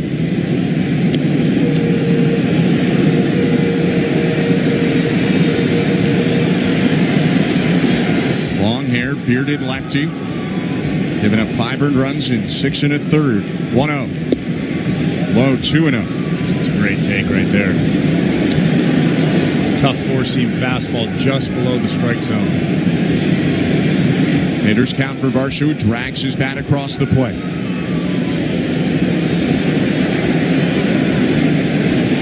Two-0 pitch.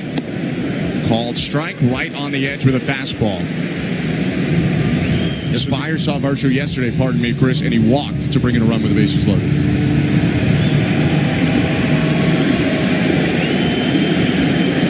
He kicks and deals. And it's outside again, 3 balls and a strike. This would be a great time for the Blue Jays to find a way to manufacture just one run. It's much easier to pitch in a 3-1 ball game than it is a 2-1 ball game.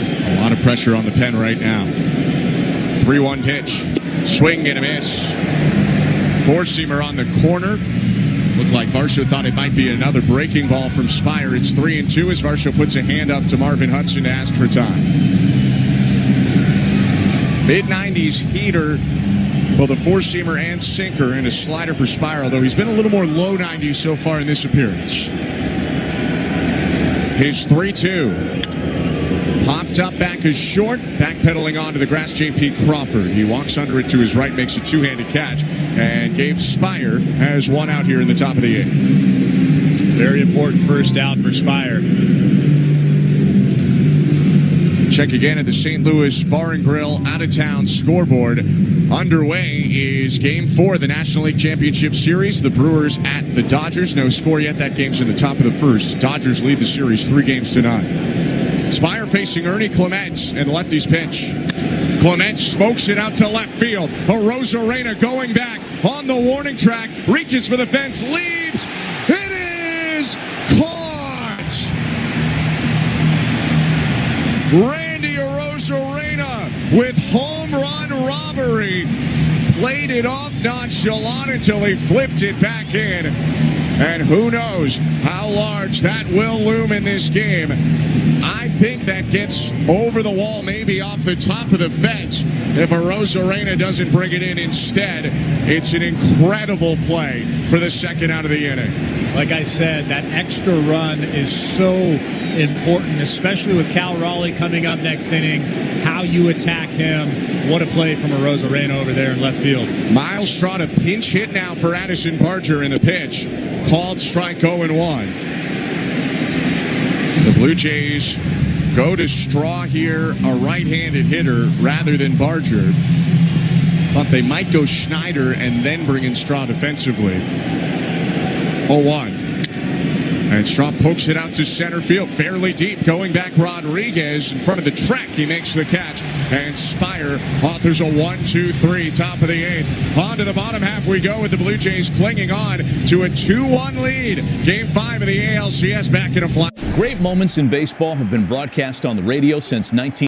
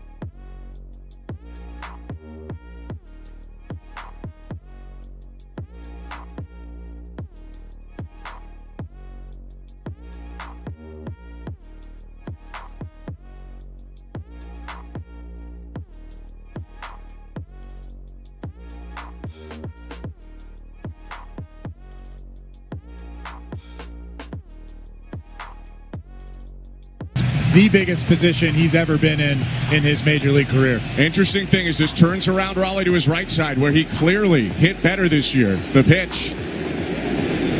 Outside, ball one. In his career, he's far more even left and right, Cal Raleigh, but he hit 281 with an OPS over 1,000 as a righty this year. 231 with an OPS over 900 as a lefty. 1-0. Low, 2-0. ERA of 3 in the postseason for Brendan Little in 4 outings. He's allowed 1 run in 3 innings. He has walked 2, although one of them was intentional. 2-0 pitch. Swing and a high fly ball. Left field and deep. Straw curling on the warning track. Reaching for the fence. He leaps and it's gone. Cal Raleigh ties it with a solo home run, and it's madness in Seattle.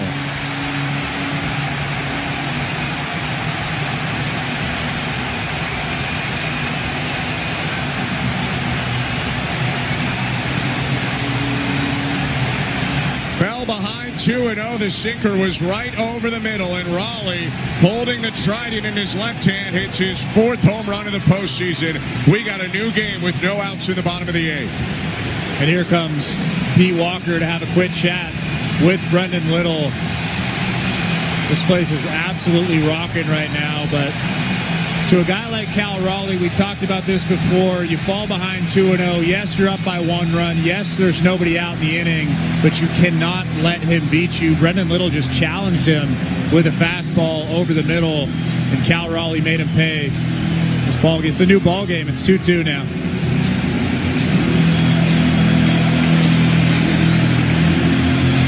The Blue Jays went to Little with Dominguez and Hoffman available right now. And 3 pitches into the outing, we're tied at 2.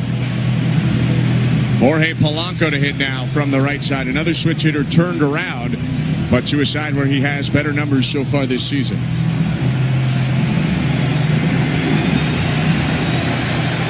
Ernie Clement hugs the line at third. Polanco from the left side, 0 for 3 in this game. Now he bats right. Little's pitch. Down and in, ball 1.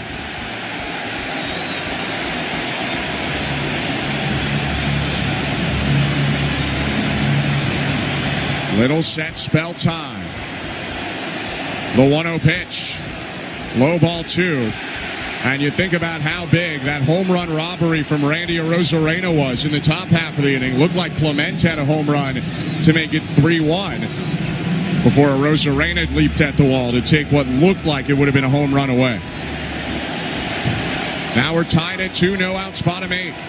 2-0 pitch. On the ground, foul. Third base side, a sinker over the middle. It's 2-1. If you're Brendan Little, you just have to turn the page and continue to try to make good pitches. You fall behind Jorge Polanco 2-0, and then you make a good pitch in a 2-0 count. I mean, you just have to forget about that and make good pitches.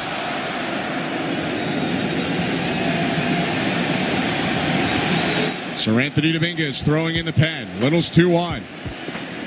Called strike at the bottom of the zone with a curve. Little quarter swing from Polanco, but he took it for a strike. 2-2.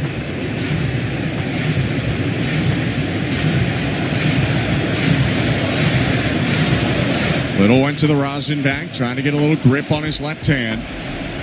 Leans forward and looks at Polanco. The 2-2. Bounced in front of home, ball 3. Just trying to do too much with that breaking ball. Trying to be too perfect. He choked it off quite a bit. It landed about a foot in front of home plate. Not where you want that pitch. Jorge Polanco's taken that pitch all day long.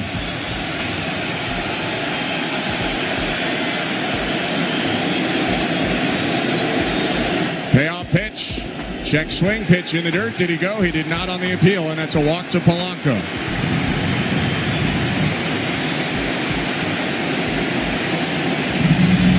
That brings the go-ahead run to the base paths, and up to the plate is Josh Naylor, the left-handed hitter from Mississauga.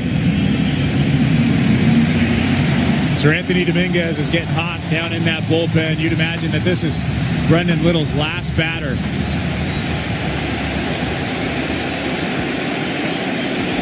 It's a left-on-left matchup here for the first time in the inning, and the pitch home. Check swing, it's in the dirt, appeal down to third, no swing, ball 1.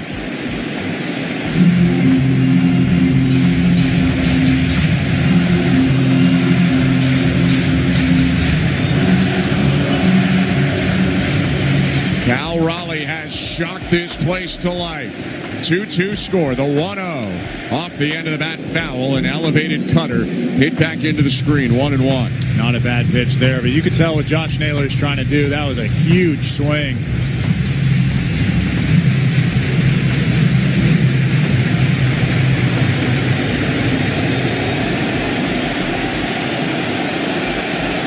One in the dirt, ball 2.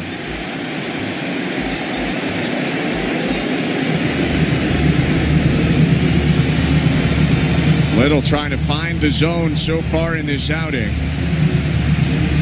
He's thrown 11 pitches, 4 of them strikes, 7 balls. And Dominguez appears to be ready when they need him. 2-1 pitch. Down and away, ball 3.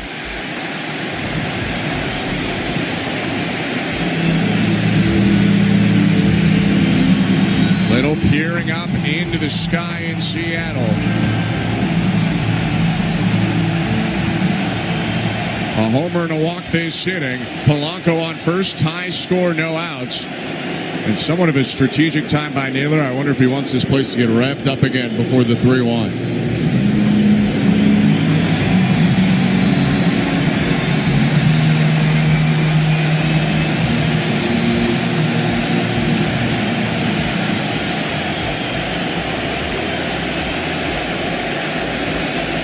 Little sets, Naylor in the box. The 3-1, swing and a miss. Sinker on the corner, got the whiff, full count. Josh Naylor not happy with the fact that he swung at that pitch, shaking his head, standing in that batter's box.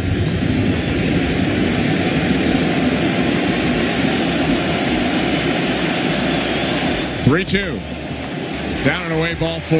Back-to-back walks. And that's going to do it for Brendan Little. 3 batters faced, doesn't get it out. We're tied with 2 on. And it's a pitching change brought to you by Home Hardware, the official home improvement retailer for the Toronto Blue Jays. Locally owned, genuinely Canadian. Sir Anthony Dominguez into the game. Go ahead, run on second with nobody out. Let's go back to baseball control. Here's Show Ali. Thanks, Ben. Let's check out the St. Louis Bar and Grill out at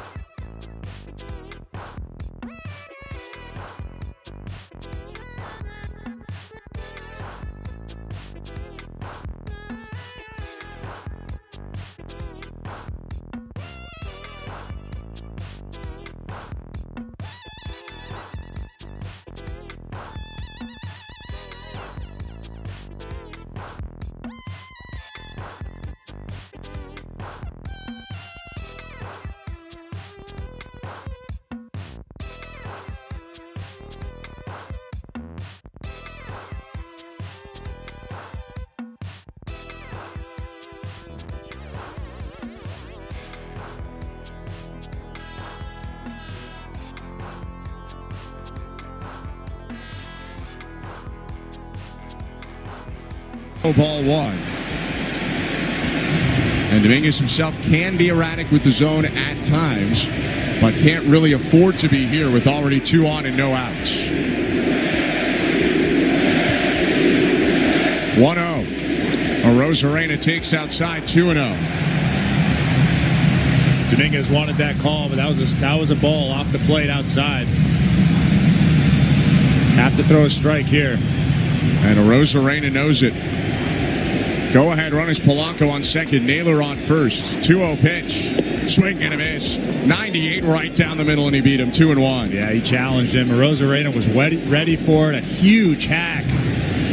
And now Sir Anthony Dominguez is back in this count. 4-seamer, sweeper, splitter, sinker, and curve for the righty Dominguez. His 2-1. Hit him. Bases are loaded. 4-seamer slipped out of his grip.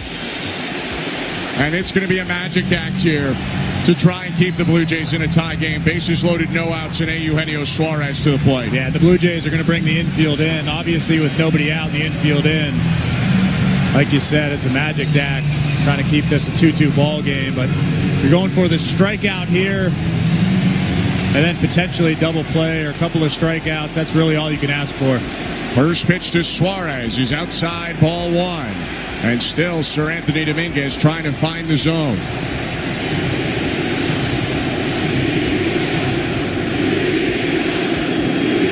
One-0 pitch. Called strike. Floating sweeper. Hit the inner half. 1-1. You need a strikeout, a pop-up, or absolute best case scenario is a ground ball right at someone and you can go to the plate. 1-1.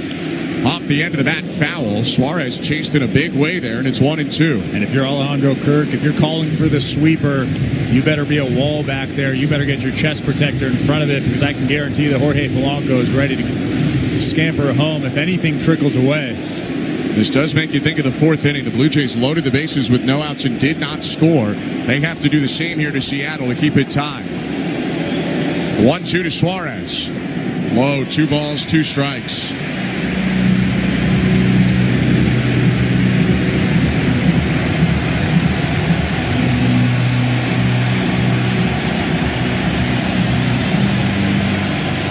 Two is the score. Bases loaded, no outs.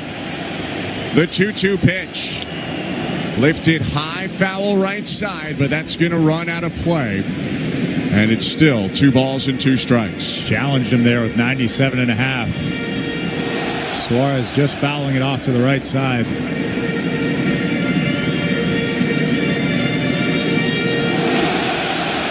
Polanco on third. Naylor second. Arozarena first.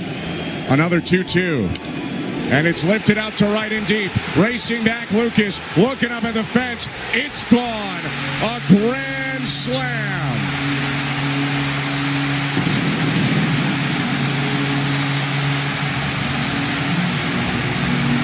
Hey, Eugenio Suarez with his second long ball of the game. And the Mariners blasted wide open. They lead 6-2.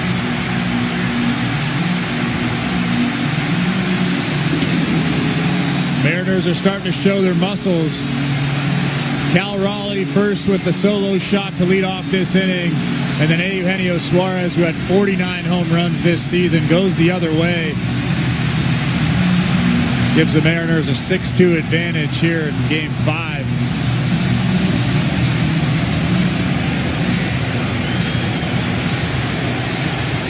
Still no outs in the inning.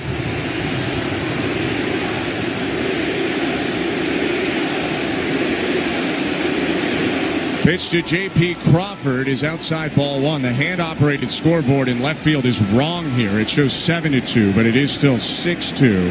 And now they'll make the switch. 6th batter to come up this inning for the Mariners. 1-0 pitch outside, 2-0. And whether it was Little or Dominguez, there's just not a lot of strikes being thrown right now in this inning.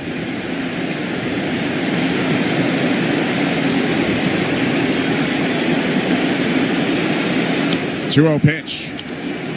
Lifted out to left center field. Moving back, Jimenez, and he'll make the grab in shallow left center. Pop-up is the first out of the inning. But boy, has this game changed. The Blue Jays were up 2-1, and now they will bat for their lives in this game in the top of the ninth, trailing 6-2. I mean, it's pretty easy to see why this game changed so quickly. The Blue Jays just couldn't throw strikes. First, Brendan Little fell behind Cal Raleigh. And then, of course, he walked a couple of guys. And then Sir Anthony Dominguez came into this ball game, and it looked like he couldn't throw strikes either. Pitch to Dominic Canzone, inside, ball one. This inning went homer, walk, walk, new pitcher, hit batter, homer.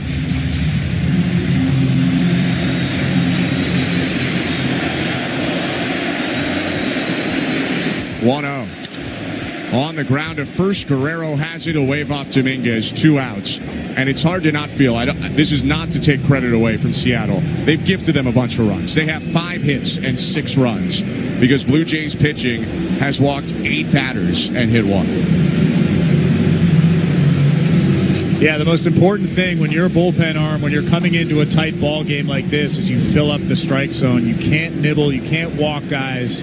Most importantly, you cannot fall behind 2-0 to big power hitters, and the Blue Jays have done that so far late in this ball game. Pitch to Leo Rivas with 2 outs is on the ground to second. Kiner Falefa has it. He'll throw on to first. And that's it for the 8th inning. A 5-run frame on the back of a pair of homers. Hey, Eugenio Suarez gives Seattle the lead, 6-2. Headed to the 9th inning. The Seattle fans have not seen a championship series win at home in over 20 years, and the Blue Jays will have to get 4 to prolong. Great moments in baseball have been broadcast.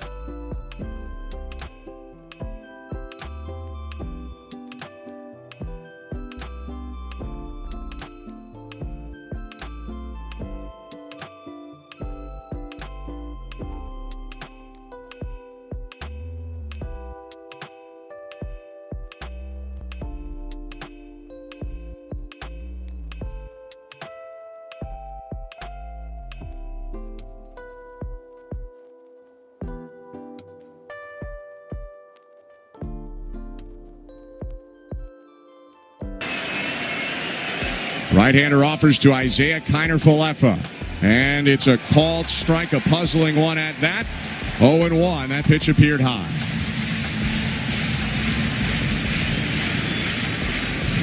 Kiner Falefa 1 for 3 in the game. 0-1.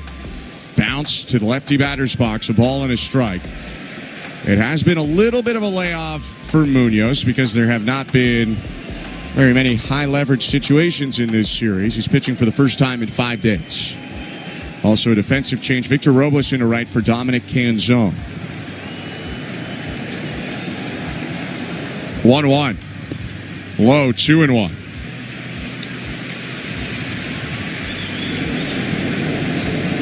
Slider, four-seamer, sinker, and change for Munoz.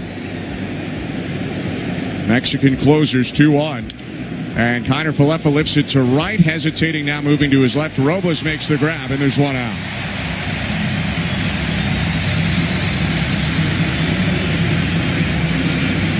Blue Jays led 2-1 after runs in the 5th and the 6th inning.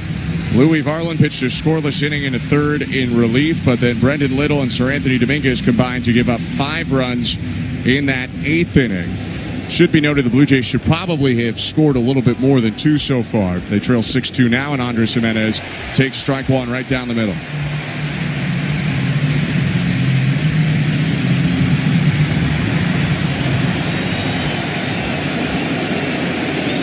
Oh, 1 pitch. Lined foul, sinking into the seats down the left field line out of play. It's 0-2.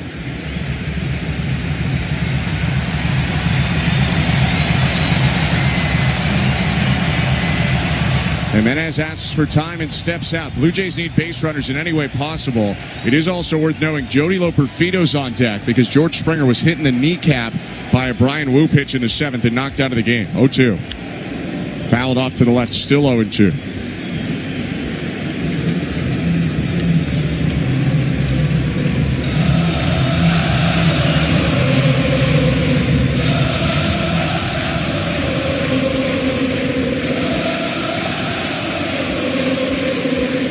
Two-strike pitch. And it's hit in the air left field, jogging back toward the corner of Rosarena. He'll make the catch, and there are 2 outs.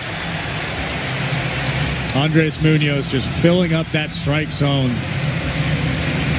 Just coming into this ball game, he knows the Mariners are up by 4 runs. He's not messing around. Just 2 quick outs here in the 9th inning. Seattle Mariners fans have waited a long time to celebrate a home playoff win of this magnitude, a championship series win at home.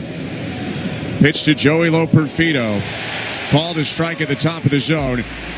And it's 0-1. Their last LCS win at home. You got to go to 2000. Next pitch cut on and miss 0-2. Pardon me, even further back than that. But we turn our attention back to the fields here with the Blue Jays down to their final strike. 2 outs, bases empty. Mariners leading 6-2 over the Blue Jays, stealing away the lead in the bottom of the 8th.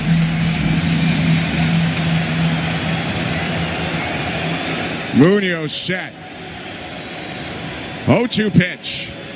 Hit off the mound, a bouncer to short. Crawford gloves. He'll throw to first. It bounces, dug out by Naylor. And the Mariners win the game. They come back late and win 6-2 over the Blue Jays to take a 3-2 series lead. That's a tough loss for the Toronto Blue Jays, but the series isn't over yet. They get to go back to Toronto and try to win a couple of ball games and get themselves to the World Series. It all comes down to executing in big spots. In that 8th inning, Brendan Little came into the ball game and just didn't look like he was comfortable out on that mound. He was really erratic with the fastball command, with the breaking ball command. Ultimately, he gave up that home run to Cal Raleigh. Big spots, your bullpen has to come through in big games like this, and unfortunately, the Blue Jays just didn't do it today. Blue Jays lose 3-2, or 6-2, the final score. The Mariners have a 3-2 series lead. We'll come back, wrap it up on the other side, and get you over to Blue Jays Talk. You're listening to Blue Jays Baseball, brought to you by your local family-owned Crown Rust Control Center, streaming at sportsnet.ca and the Sportsnet Radio Network. Protect your waste and recycle.